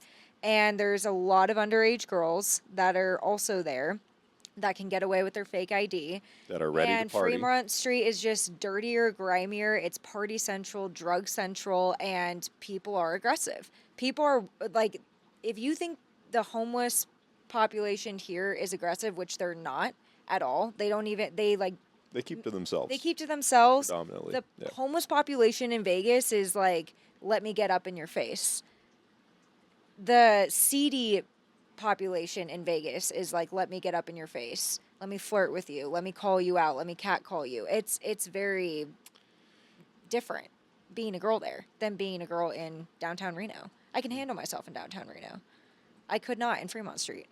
Yeah, I mean, I don't have a lot of experience down there yet to share Yeah. like one way or the other, but I will say from like a Monday night, it was wild. Like I walked away with like so much content in just a short amount of time. Mm-hmm. And so, yeah, so we're thinking that we could probably swing going down there every like couple weeks for Yeah. a night. There's a And, different story to tell down there, though. yeah. So don't be afraid to expose people down there. Because, Half the people there don't live there. More than half. no, but I think also that population is just so different. It's very so different. different. And that's one of the like interesting things is trying to explain to people that like aren't from Nevada, like how different Vegas and Reno are. Yeah. Mm-hmm. Like one of my things that like frustrates me so much is when people are like, "Oh, you know, Reno like want to be Vegas." I'm like, "No one's trying to be Vegas here." No one's trying We're to be so Vegas. different, Yeah. So like, how we would were you here explain the Reno nightlife versus the Vegas nightlife that you experienced? Oh, it doesn't. I mean, obviously, like just For sheer. people that may not know, that think Reno and Vegas are similar. I mean, besides being a 24-hour town-ish, I mean, there just isn't. We're not the same. Like, I mean, yes, we have no last call, and technically, you know, in the downtown corridor, bars can stay open 24/7. But I mean, obviously, we're not attracting the same names. We like. I don't think our club scene is like. I mean, obviously, is like anywhere near Vegas. No. And you know, and maybe that's okay. And maybe this is an area where like I'm a little bit. I don't want to say ignorant, but it isn't my demographic. Like I don't go clubbing, so I can't speak to exactly like the big differences. But like, you know, when people ask me like, you know, what is there to do downtown? I mean, it's you know karaoke bars, couple of the smaller clubs or you know things within the row or you know Lex at GSR. Yeah. I mean, it's just very different. I think. I think it's also the entertainers, though. Like in Vegas, you have entertainers on every street corner that are Yeah. trying to get money from you. Versus Reno, you don't have that. We have some of that, but not to on the scale. not to the degree that Vegas has. Yeah. Yeah. There's more showmanship in Vegas. Oh, definitely.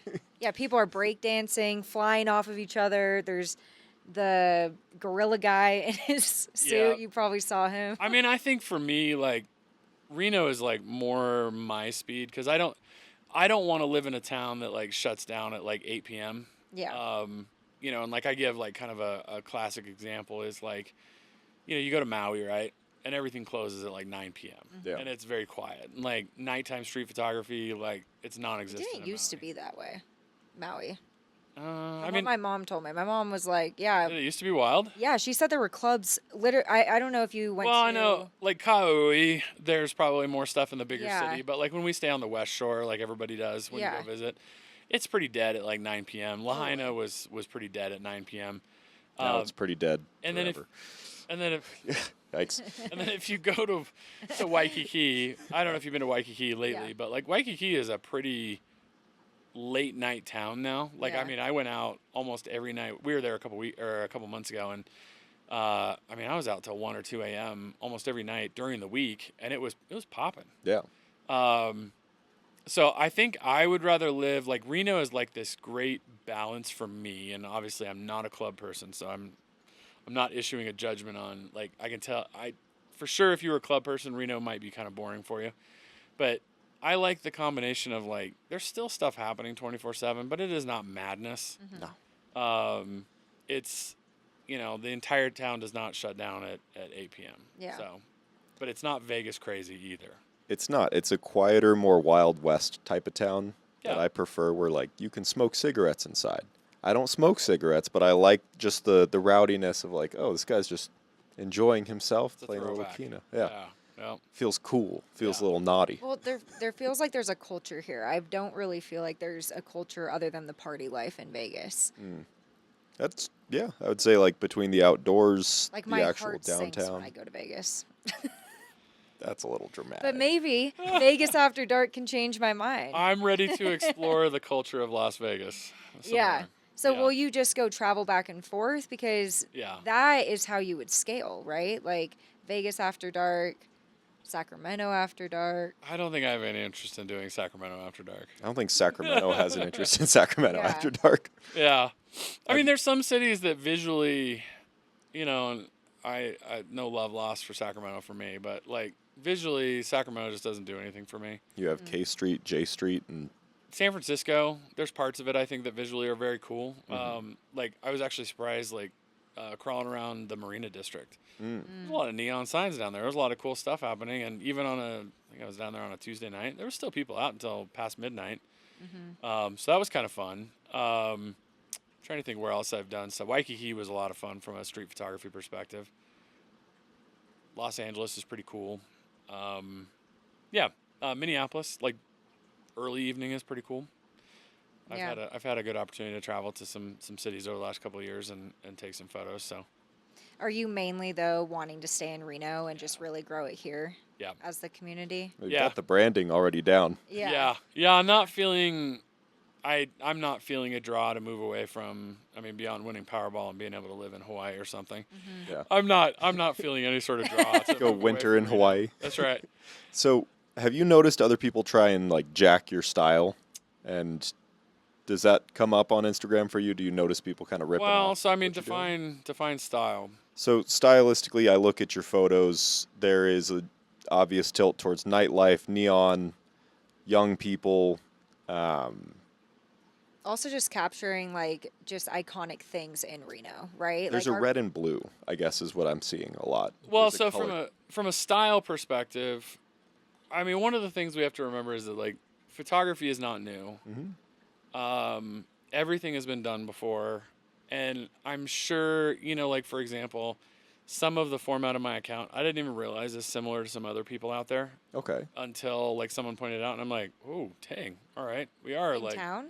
no, like there's a guy in Philadelphia that does a similar, and I started doing it before I even saw his account, and it's like, wow, It's an organic idea. we're very similar in the way we do things, just from a like how we take our pictures and capture the video, and and there's some other photographers out there that are urban landscape that sort of have a similar like really colorful, vibrant look. I think I've tried to put my own spin on it to where it's unique to me, not, but and I was inspired by some work that I saw, and I tried to come up with my own look and not copy them verbatim. I don't know if I don't think I've seen anyone else in town necessarily exactly copying my editing style or my post-processing style. From a running an account perspective, I think I've inspired some other people to shoot Reno focused content, and I'm all for that. Like I think that one of the beauties of photography. So no one owns the street, right? We all have equal opportunity to go out. And this is one of the interesting things about street photography is anyone can pick up a camera, and it could be your iPhone. It could be you can go to Action Camera and buy a point and shoot. You can be crazy like me and just go buy a dedicated street photography camera and spend thousands. And the beauty is that it's accessible to everybody. And if my account inspires people to go buy a camera and go out and capture their community, I'm fully supportive of that. And one of the fun things about being a photographer is if you've ever gone on a photo walk, you can be with 10 other photographers. I saw some of them at Dancing in the Streets. There was probably like 6 dudes all shooting together. And we all capture different things. So like, for example, I've been on organized photo walks where you walk the same route with the same photographers, and you all basically walk away with different content. We all have different style. We all have different eye for composition and eye for what looks good in a photo. And so there are other people that have started Reno focused accounts since Reno After Dark started, and I think that's great. I think that's amazing. Okay, cool. Because artistically, I do stand-up comedy. Yeah. And if anybody rips off of your stuff, it's like a cardinal sin. But I imagine in photography, it's a little different. I mean, I think if someone, I would have a bigger problem if someone decided to start an account that sounded very similar to mine in name, or somehow they figured out how I edit and they did the exact same. Yeah, I mean, like that would not be okay. And I think the artistic community in Reno would call them out for it. Yeah, that's what I would hope. Yeah. How do you feel about people repurposing your work? In what way? In a non-commercial way. So let's say somebody really appreciates it. They print one of your photos. You'd probably prefer they go through you, I would imagine. But If it's To sell? No, for no. personal For use. Just for personal use. personal That's use, the like, put it up in non-commercial their- element. Well, okay, so if it's a photo of themselves or friends or family that I've captured, I mean, knock yourself out. Yeah, I'm not looking to make money on the people that I find on the street, like from their like I'm not looking to resell prints of them. I'm not looking to sell those photos to a brand. Um, that is just merely me being out having fun, giving them something to remember the night by, and build a following with, and also for me to get to know my community. If there's like a, let's say, urban landscape architecture, like event photo, like if I capture the fireworks off of, the Silver Legacy, I don't want someone obviously printing that out large and putting it in their house without, like, are they going to do it? Sure. Mm-hmm. But yes, I would love to be able to sell a print to them, or sell the digital file for them to use as they see fit. So, yeah. Do you do that? I do, yeah. And where can people purchase that? So far it's been, because I shoot so many photos, it would be really impossible to catalog all those for purchase by, to have like a catalog. It's been mainly send me an email off my website or DM me on Instagram, and I'd be happy to set up a print sale. Okay. Yeah. Want to make sure we plug that for you. Yeah, and selling prints is I haven't really focused on that as much because of the volume of work I produce. And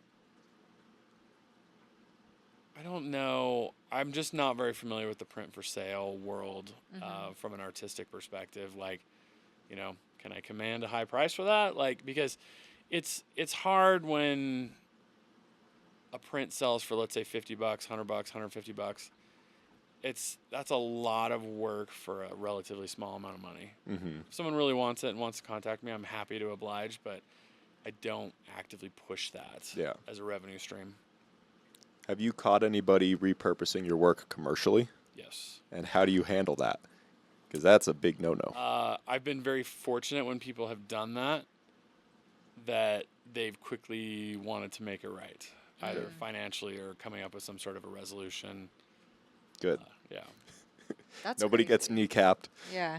No. I mean, Off the record. I mean, fortunately, the couple of businesses that I found that have been doing that, once it's been brought to their attention, they've been happy to either remove it or make some sort of an arrangement to continue using it.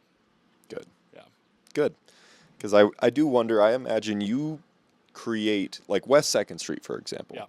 Very popular bar among college kids, great place to go karaoke. Yep. But they also know you're there. Yep. And that brings an audience, that brings a crowd. Yeah. And that wasn't necessarily on purpose. And there's nothing official between me and actually anybody on 2nd Street. It just was a place where a lot of people like to hang out. Mm-hmm. The lighting is pretty decent for a dark street. Because that's one of the challenging spots, is you're always looking for good available light. Like, I don't want to shoot anything where everything's overly red already. So like in front of the Little Nugget, since they relit those neon, it is so red. It's brutal to shoot photos in front of there. But yeah, 2nd Street is this interesting, perfect combination of good available light and just that's where people are, and they're on the street and they're happy and they want to talk to you and they want their photo taken. And there's a danger dog cart, so you can get some food. That's right. Yeah. So there's plenty of the hot dog carts to enjoy. Okay. I would love to know about cameras and cocktails. Yes. Is that an ongoing thing that you do monthly? Is it quarterly? Like, it is monthly, so it's second Monday of every month, and it was my desire for the local photography community to break out of, I feel like, what is filling what you don't know with suspicion and I don't want to say hatred, but the Reno photography community, I feel like, has been fairly dysfunctional, and there hasn't really been a good uniting force for that and to kind of resolve that. And this is one way I want to use Reno After Dark to help the creative community, that there's a few bad apples in every community, but by and large, the Reno photography community is good people just trying to figure stuff out. And I wanted there to be a safe space for beginners to show up and say, help me. I wanted a place for people that are really good at photography that might want to jump into business. Like, what do I do? How do I make this transition from an excellent hobbyist into a professional? Or for some of us professionals, it's like when you're operating in a silo, like that sucks. Like, Yeah. am I charging enough? What can I do to find better clients? You need colleagues. You need people that you can bounce ideas off with. That's actually something that I really would love for the podcast space. Yeah. And even like just camera equipment, which I might even come to a cameras and cocktails myself. You should. Because I have no idea what to upgrade from the iPhone. Yeah, shooting on iPhone is too easy for the moment. Right. Yeah. And I am starting, I have started my own business for marketing luxury real estate. Okay. And I really want to get into photography and videography for that. Yeah. But I am also trying to be just cost effective as well. So anyway, that was like something I wanted to know about because I saw it on your page. I've seen you post about it. So I was like, is that just because a couple of the photographers I saw in the photos are like pretty well-known photographers in the community as well. So I was like, is that exclusive? Like how? No, and that's one of the awesome things is we've had such a great like kind of eclectic turnout in that it's people that have just bought a brand new camera and don't know how to use it. Yeah, it's people that like like we did it this last week and on Monday, and we had someone come out and he goes, Reno After Dark inspired me to buy a camera, and I don't know what I'm doing. And it's like, let's go. Like now you're working with Reno After Dark. I'm going to help you a little bit. Yeah, and we went for a photo walk, all of us, and it was an awesome opportunity to like teach them a little bit about their camera and give them the pointers that like I never had. Yeah. Like, because when I started, I always knew, like my dad bought me a film Nikon back in 1994, and I'm grateful for that. But at the same time, I hated it. Like, because there was no online. Yeah. There was no internet at that point, and there wasn't really like you could go to a class at like Action Camera in Roseville like when I got it, and it's like it just was slow. Film was slow, but I did remember there's something about this I like. And it's funny, I went into graphic design, worked as a graphic designer for several years, and then a camera store was going out of business, and I bought my first like digital camera, and it was like, this is it. This is so cool. And I remember like coming home and like I didn't know what I was doing. YouTube wasn't even a thing yet, and Instagram wasn't a thing yet. I think Flickr was like where you shared work and like forums. And I got roasted the first few photos I posted. And like, I just remember being like, oh my gosh, like, I like so crushed. Right. And just not even like, because there was no like community there to be like, it's like now I tell beginners, I'm like, just shoot because your first like 10,000 photos are going to suck. Yeah. Like, just get it out of your system. Like, that's a great piece of just advice. Yeah. And if someone had been like, you're going to, and like, I was so used to being a decent graphic designer that like, I was like, oh, I'm just going to pick up this camera. I'm already like an artist. I know what I'm doing. And I was like, you're starting from scratch. And I was terrible. Like, and and also that was the beginning of like Photoshop. Well, it wasn't the beginning of Photoshop. Photoshop and Lightroom were just starting to really come onto the scene in the early 2010s. And it was really easy to and also apps on your phone. It was really easy to overdo the edits. Yeah. And, I overdid them. Like, I overcooked them. And Filters, even now, people probably say I over-edit my photos. But I think that it adds like a watermark of your work on it. And that's what I like about it, is my work looks like my work. Yeah. And anyone now can take a photo. We all have iPhones or Androids, and we can take photos. And phenomenally so compared to, like, 10, 15 years ago. Whip out a Nokia. Right. Well, and like the thing is if anyone can take a photo, what is art then in the photo space? And for me, it's if my photo makes you feel something. So I remember one of my first like art professors, it was a drawing teacher. And he said, anyone can copy a photo. I can go over to the Xerox machine and copy a photo. Or, at the time he's like, you can just pick up a camera and take a few frames and develop the film. And but if your art, if you're drawing, you can make a drawing as lifelike as possible, but if it doesn't make you feel anything, then what's the point? And even to this day now, you know, what was that, 25, 26, 7 years ago? I still remember that. And I think that that's like kind of my guiding thing with photography is if it doesn't make you feel something, then like, what are we doing? Yeah. Like, what am I doing as a photographer, as an artist? And so, so anyways, back to cameras and cocktails. Yeah. I love it because it's such a mix of accomplished photographers in town. And like a couple of the months we've had photographers that I respect and that I look up to, and I think they're better artists than I am. And so to be in a room where like I'm like learning from people, that's amazing. Like I love that. And to be also in the same room where people are learning from me. Like I love to be in that position. Like one of the things I love just as much as is taking photos is I love teaching photos. I love teaching people to like, if they have a passion for photography, I want to help them realize that. Yeah. So yeah, and the more we talk, the more we communicate as artists, I hope that we can slow the march to the bottom for like photography. Like cheap photography sucks. Like $200 photo shoots, like unless it's for 10 minutes while you're already doing something else, like no one should be doing $200 photo shoots. And my hope is that if we're all communicating and realize like from a business perspective how crazy that is, maybe we can reverse that a little bit. Yeah. So yeah, cameras and cocktails, second Monday of the month. I love that. Do you rotate where you meet? So far, to keep like so people know what to expect, we've been doing it at Washoe Public House, a local restaurant, because they have an event space, and we've been able to get together and have like kind of a happy hour. Nice. And then we've been doing some hands-on stuff. So this last one we did a photo walk.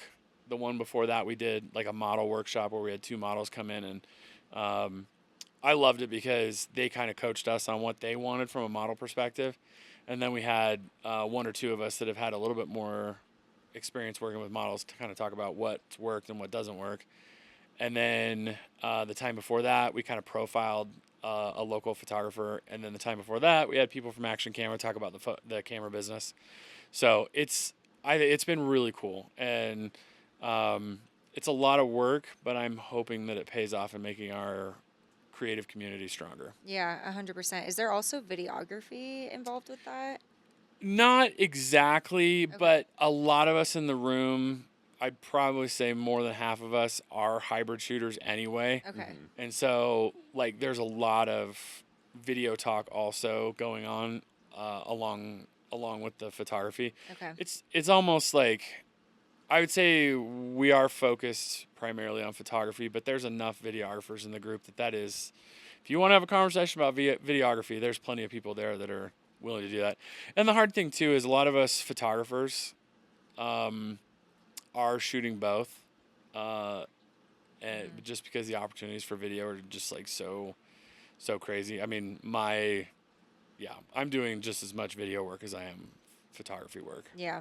No, you are. I mean, the fact that you have to go through your footage Yeah. and then almost like look for the timestamp insane. and then go through your photos of the night. Yeah. It's so much work. Even I was just, when you were talking about how much time it is to actually edit the photo, produce it, export it, the transfer, all of that stuff. Yeah. That's how I feel about producing one episode. Yeah. And it's so grassroots. You can see with our equipment, it's like making sure that everything is synchronized and, you know, it's definitely a work in progress, but it takes time. I love your guys' setup. I think well, thank you. I mean, the setup is, yeah, we'll see how long. It's hot. It's hot. it's a little warm, but it's not too bad. During the winter, it's a little chilly. Yeah, but you know what? You guys are doing it. And that's like my biggest thing when people ask about how do I do social media? Just get started. Just do it. Don't overthink it. Just do it. Pick something that you have a passion for and just go.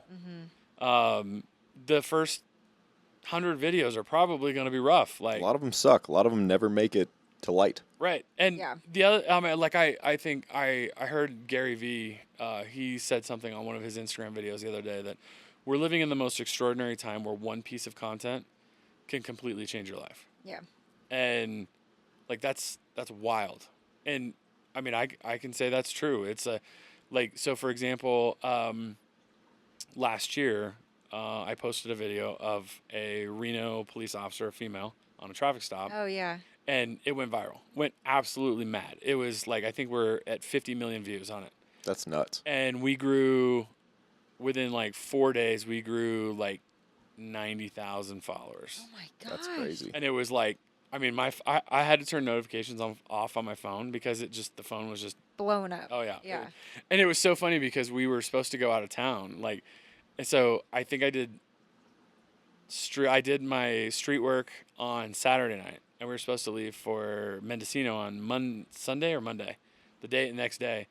And I woke up, and I'd known right before I went to bed, I'm like, oh, this video is like popular. This is cool. And went to bed, and I woke up the next morning, and it was like 800 notifications from Instagram. Oh, The my. battery dies immediately. Well, and it was like, what is happening? And I picked my phone up off the charger, and it just kept, I mean, it was the vibration was constant. Oh, my God. And I muted the notifications for 24 hours, or I think I started with like 2 hours or whatever the iPhone one, you know. Yeah. And I was making coffee, and I went into my wife, and I'm like, you're not going to like believe this. This is wild. We grew like 10,000 people overnight, like followers.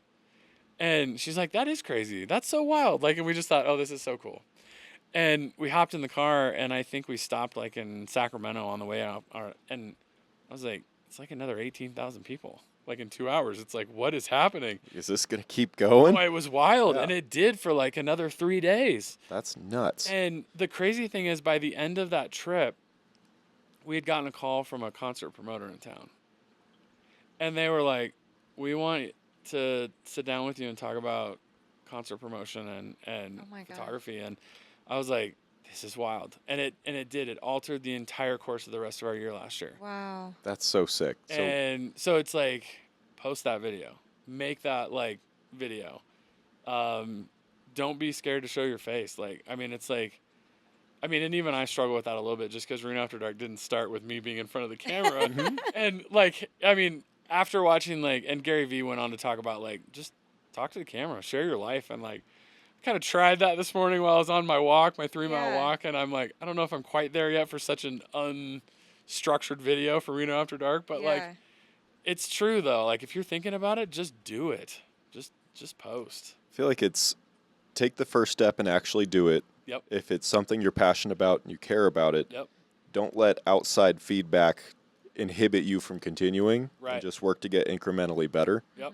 And you'll just result with a better product every single time you do Yep. it. Well, and like the funny thing is like I got some pushback a little bit early on about Reno After Dark, like, because I was doing commercial product photography as kind of like my photo career, and people were like, oh, you know, you're gonna do that, and you're gonna leave. Like, I mean, it was like there was some like rude comments, and it's like if I listened to those, like, we wouldn't have this now, or like, so it's just like push through that initial pushback. And because that's the other thing too, is when you're willing to do it, the people that aren't are not gonna be like supportive of it. It's almost like I think I need to like start like a social media boot camp for people that like want to like start social media Expose and themselves. well, Yeah. because like there's a lot of things that I wasn't prepared for, like going viral on social media. Like, you think that, you know, and I did share that story where the concert promoter called, but like, you kind of think you're going to go viral and you're just going to make all this money, and that doesn't happen. That's Like, what I thought was monetization doesn't happen for a while. You get No. that hit and people think it does. But yeah, and even then, like, there's certain platforms that monetize better than others, and this is like, sometimes you don't get to choose what you go viral on. Instagram doesn't pay very well at all. Facebook pays better, believe it or not. I didn't know am that. surprised by that. Yeah, and I didn't focus on TikTok, which, you know, A little late. well, yeah. I mean, Not it's really. never You too could, late. Yeah. you I could mean, still do it. You have so right. much content. well, and we've put on 3,000 new followers on TikTok in the last month. yeah. Just because it was like, I have to focus on that because their monetization program is great. Yeah. And I want to do Reno After Dark to do Reno After Dark. I don't want to beg people for money. Like, I don't want, you know, subscribe and like, Yeah. and even like, I even feel a little bit uncomfortable asking for like tips. Like, I don't know, because that's not why I do it. But if I can get monetized like on YouTube, or not now, if we can get monetized on TikTok, and then take what we're also already making on Instagram and Facebook, I mean, I'd love for it to like support itself from an equipment perspective, a server perspective, and provide money to where I don't feel like I have to take every commercial job that comes along. Like, and just be Yeah. like, no, I'm going to focus on Reno After Dark. Mm-hmm. But yeah, there's some things that like I just wasn't prepared for. Like I wasn't prepared for kind of that Joe Rogan moment we talked about before, where it's like if 13 million people are looking at your stuff, people are going to hate it. Mm-hmm. They're going to verbally hate it. And you have to like, you got to be a little bit tough for that. Because we can easily like focus on the negative, especially as artists, and that can become a difficult thing. And it's easy to listen to the haters. You won't make money right away, even if you go viral. You have to just keep like plugging along. Mm-hmm. You have to be willing to try, like, you got to stick with what works, but also at the same time try new things and stay fresh. I mean, it's like it's a job a little bit in a lot of ways. Well, it has to be. The amount of time and effort that you put into all of this, there is no way this is not a job. You can love a lot of it, but there's work that Yeah, has there's to be work. done. And the other thing too is this is where the wellness thing comes in. You got to take care of yourself, because our phones are always a couple inches away, Yeah. and it's really easy to get sucked into always keeping an eye on it, or always like. And I've been guilty of this as it's gotten bigger and bigger. It feels so important. It feels so critical that you answer every DM, that you stay on top of every comment, and it'll eat you alive. And you have to find balance. And like, I think it's hard when you get the dopamine from seeing the new interaction or the new comment or the new, how many likes is it? How many views is this?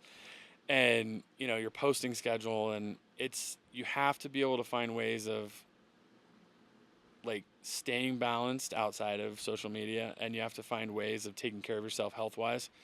So like for me, it's like you have to, health, like, cause if I'm not careful, I'm staying up late. I find myself at bars. It's easy to drink too much.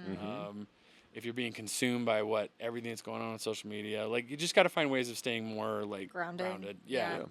And it's like the last 2 months has been like a big, like, it's been a big like journey for me. Like I got to get out and breathe fresh air and like put the phone on do not disturb, and I have to make sure that I'm taking time with my wife, and like when we're on dates, like the phone's on do not disturb, and just finding ways of just staying in the world, like and a little bit off of social media sometimes, and Off the grid. yeah, and like just being responsible and making good choices. And That's the hard part, I imagine. You're out late, people are having a great time. It can be. I mean, there's the temptation to like, to stay out like later and later and later. And, yeah, I mean, you can easily be out there until 3 or 4 a.m. if you're not careful when you're having a good time. And, the next cool thing could happen. The next crazy thing could happen. And I've had a couple of those nights. I'm not working or anything. I'm just being a little degenerate. yeah, It's yeah. like, oh boy. I mean, and that's okay. But like when you're like me and you're doing this 2 or 3 times a week, like, it's you gotta find some balance. It can't be all one thing and not any of the others. Yeah. 100%. So what do you do in order to recoup some of that time, balance it out, take care of yourself? Because you're up super late. Yep. So you got to sleep. Yep. Like, You mentioned walking a couple miles in the morning. Yeah. I try, like, I've kind of had to have a little bit of a like come to Jesus moment about like the photos, unless it's a special event like 4th of July or New Year's, they don't have to be turned around next day. And like I was just so stressed about getting everybody their photos as quickly as possible, and it's like, no, that's not realistic. Like if I need to like do things on Sunday, if I need to like hang out with the wife, and like the photos can wait and people can wait. And that's been kind of hard. Like it sounds dumb to say it, but I felt pressure. I'm surprised other people were putting pressure on you. And maybe it's just because we know how long it takes to go through footage and do all of that. But yeah, that's an unrealistic expectation. So people listening need to chill. Yeah.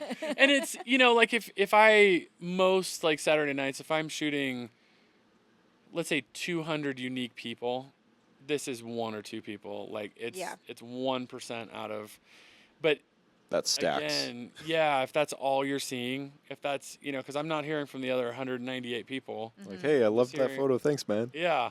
And I, by and large, my followers are amazing people, and the people that ask for their photo are so gracious and so grateful, but sometimes it's like when you just see the like 5 people that are like, "Where's my photo?" It's like, oh my gosh, you start feeling pressure, and you start like, it's like it's easy to like to spiral on that a little bit. Yeah. Or I mean, the other thing is if it's 5 negative comments right in a row, and and then it's like 2 people wanting their photo taken down. It's like it's easy to get negative, and I think before like really making an effort to get out and spend some time like alone, like walking or just being out, like it's made dealing with the negativity a lot easier. Yeah.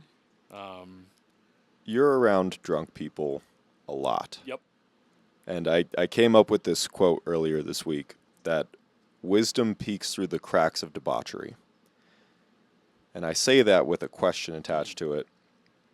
What is the top 3, maybe top 1, best advice you've gotten from a drunk person you photographed? Oh man, that's a tough question. Yeah.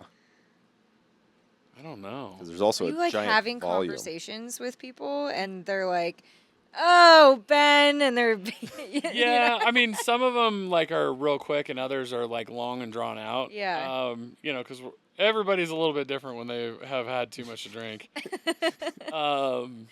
Yeah, it's like now that people are out like with groups or like, and they know who I am, the interactions tend to be like a little bit shorter on Saturday nights. Mm-hmm.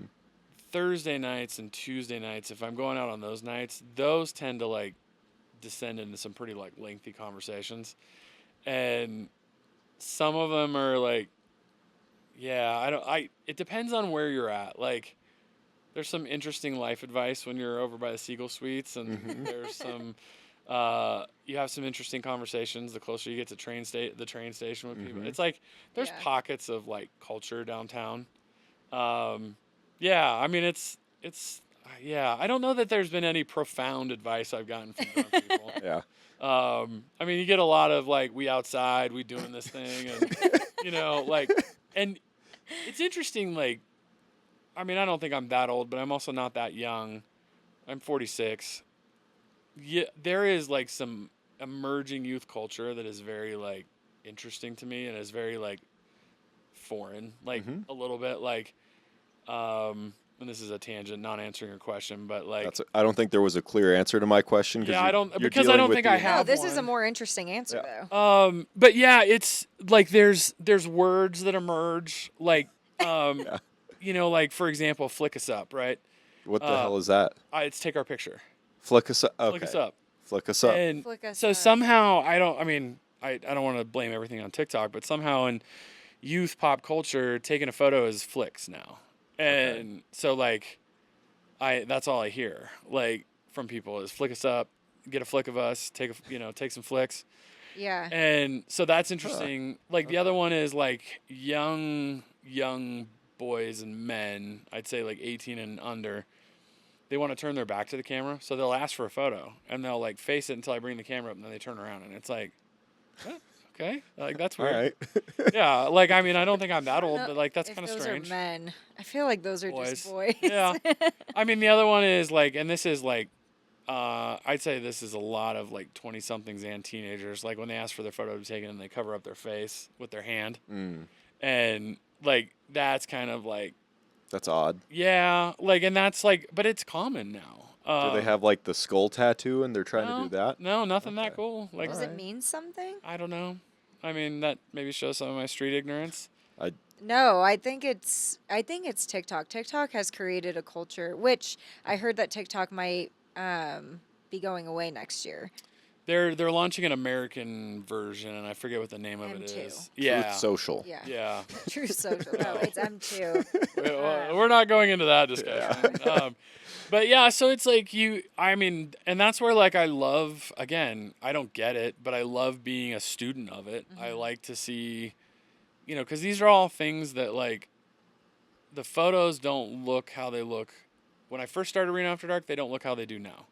People are acting differently. Like culture is moving so fast that, I mean, I'll take that hand over your face photo. I'll take the turnaround photo. I might not post it, but I think it's a good record of culture, and it's a good record of how people like are behaving nowadays compared to a few years ago or compared to a few years from now. You have a really unique library of Reno. Like Yes. my Grammy, she has scrapbooks from like when her parents were alive and like her growing up, and like it's so cool for me to go back and like see how the times have changed. Even like with me being a baby. It's like it's so cool, and I want to create that myself. But you have that with Reno. Yeah. Like Reno, I love the quote that you had. It was like Colo 8 or whatever February Yeah. news interview Yeah, I that think you did, and you it said, was Channel 2. Yeah. or Channel 2, Yeah. yeah. So you had said that Reno is a living, breathing animal. 100%. And Yes. that, I just like looked at, I don't know, I look at Reno now in a completely different way because of that, because it totally is. Yeah. Like some nights Reno is really angry Yep. and it's chaotic, and then other nights it's really peaceful and like lovely and romantic and Sometimes it's in heat. yeah. Well, Yeah, and sometimes it's well, and the heat. it is hard to explain to people that, like, for example, like a lot of the people live in like the outlying, suburbish type areas like Wingfield, Spanish Springs, Galena, South Reno. Um, a lot of those people, their experience with downtown is one night in the last 5 years, or it's a couple nights in the last 10. And if you showed up on the nights where like downtown is angry, it's an angry place for you. Like it's not a cool place, and it's like that's sad that if that's your experience, or it could have been the most fun thing you've experienced. And yeah, and I don't know if it's because of the lack of regular residents downtown, where it just takes on an attitude of who happens to be down there that night. But it is unmistakable, the different moods of like downtown Reno. So like my daughter and I went down there. This is like a month ago. It was a Thursday night, and we got out of the car, and I was like, something's different. It just feels different. And we got to the arch, and like everybody was angry. Like it was so weird. Like normally docile homeless people that are just there to chill, drink, whatever they're drinking, lean up against the arch or a wall and just mind their own business. They were mad. And it's like, I mean, even told Mac, I was like, I've never seen that guy mad before. Mac is my youngest daughter. And I was like, this is bizarre. It is so weird. And like, we'd walk by someone and they'd like, excuse me. And it's like, oh, even like normal like tourists are like kind of like, I mean, it's just bizarre. I don't Just know edgy. why. Yeah. But then there's other nights I get out and I'm like, oh, it's gonna be a fun one tonight. I can tell everybody's laughing and having a good time. So it's every night downtown is different.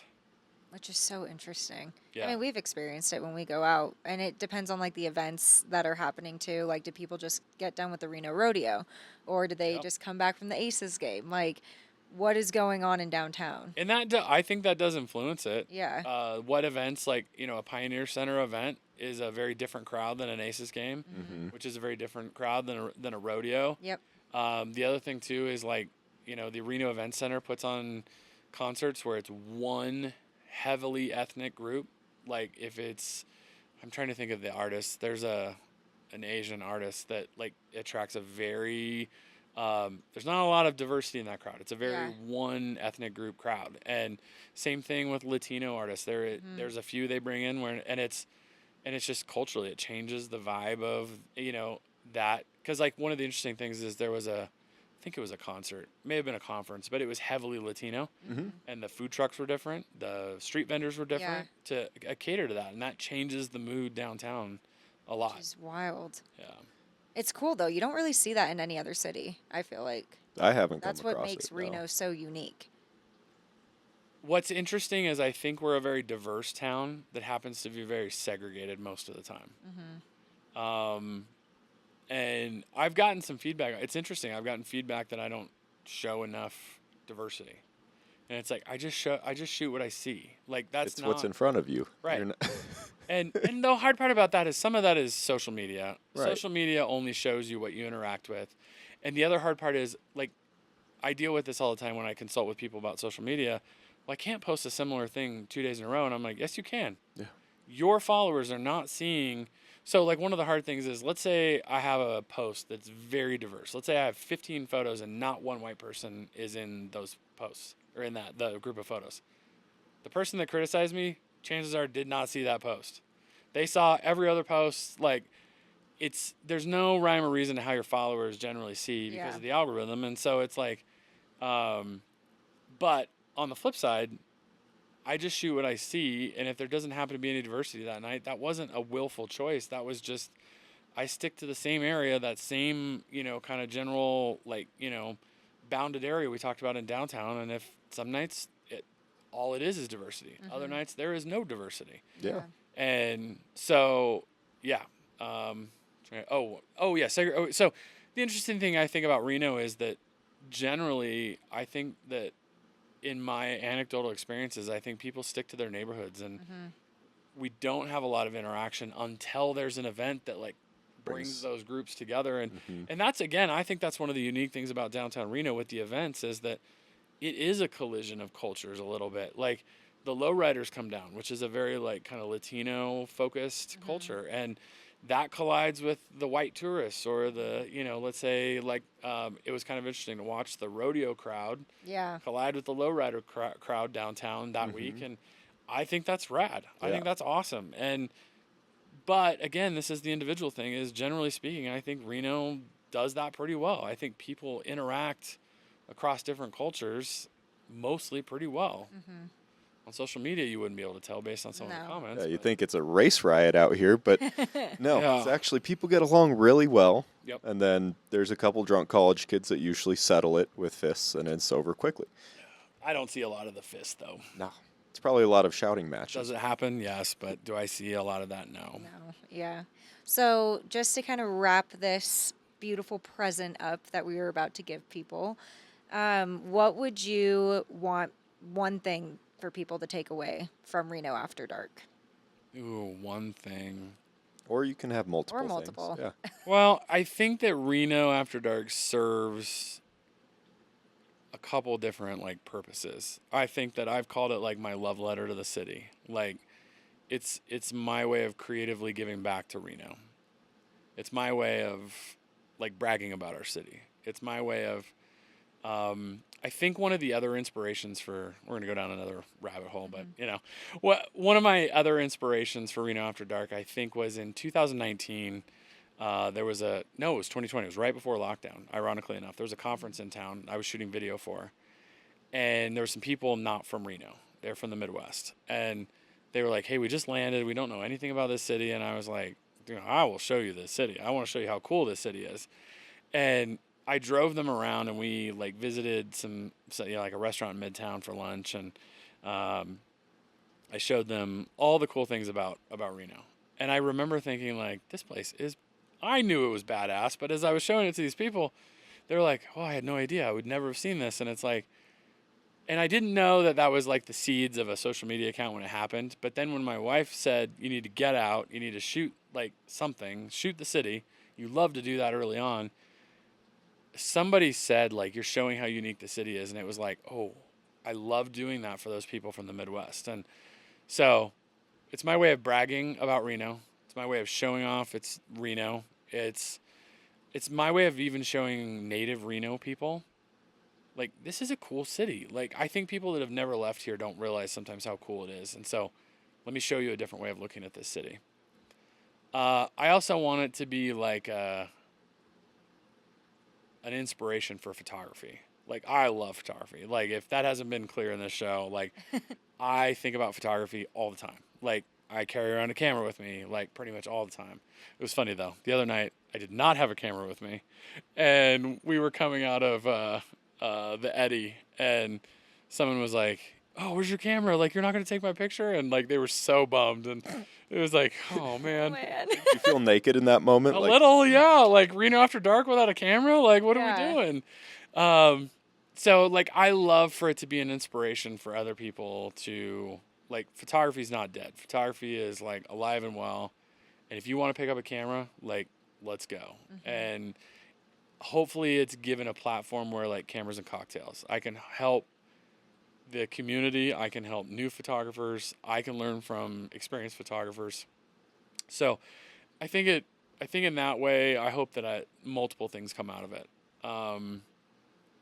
Yeah, I think that's how I'd answer that question. Yeah, no, it's great. I think that you're doing an amazing job. You, like I said before, have become this icon of Reno, and you're capturing Reno the way that people feel it, in a way that people can be proud to live here and share with friends and show it off. So I really appreciate your work. I know that Mike does too. So certainly do. Yeah. Thank you. It's one of my favorite things to look at in the morning and Yes. the night. Appreciate And like that. he will send me stuff that I didn't see, and I'll send him stuff that he didn't see. So whatever you're doing of pushing out content, it's working. And I think that you're gonna get to probably like over 1 million followers. With the growth Very that you likely. have. It'd be interesting. I Yeah. mean, that it's I don't know if we want to keep this in or leave this, take it out, but like it's fame is like a double-edged sword, like a little bit, the social media fame that like Yeah. I kind of like where it's at now. I can't Yeah. imagine what it's like to be more like, but I also don't want to put like limits on growth and limits on like how much can we get Reno out there or how much like I mean, I don't know. Maybe it'd be cool. Like maybe I stumble on a follower account that triggers a bunch of like brand deals that are very complimentary of Reno After Dark and are things that I feel passionate about. It isn't necessarily selling out that fund the project even further. Because that's always the tension is like I don't want to ruin what is the essence or the core of Reno After Dark to make money. Like, and so if there's a way to do both, and if that means I need to get more followers for that to happen, I'm not going to like put a limit on that. Yeah, there's an authenticity that cuts through with what you do, I hope so. and Yeah, there it's is. very apparent. So don't sell out in that fashion. Please keep doing what you're doing. It's Liquid working. Death wants to sponsor me. Yeah. We can do that. There's nothing better after a long photo walk to go home and just crack a tall, cold, Yes. like Liquid Death. Have Yes. Liquid Death fuel Reno After Dark. That's right. That would be pretty cool. I don't think I'm like cool enough for them yet. I But disagree. I I'm putting it out there. disagree, Yeah. It's gonna happen. Anything you want to plug before we wrap? not yet. Okay. Oh yeah. I think what we're doing is we've got a couple of things in the works, but not really ready to put them out there yet. Yeah. No, I'm just incredibly grateful the way that the city. Not the city as an entity as in the city of Reno, but I think the people, I'm really appreciative and grateful for how they've reacted to Reno After Dark. I love the followers that I have. I love the interaction. I love what hopefully we're doing for the city and just want to keep that going. So, yeah. Yeah, you've built a community and continue doing so. We're behind you. Yes. Thank you. Thank you. I appreciate that. Ben, thank you for coming. Thank you for your time. Appreciate you taking a night off with us. Yeah. That's right. Well, It's not a night off. It's just starting. The sun just went down, so there might still be a night of, going downtown and taking a few photos. We'll see.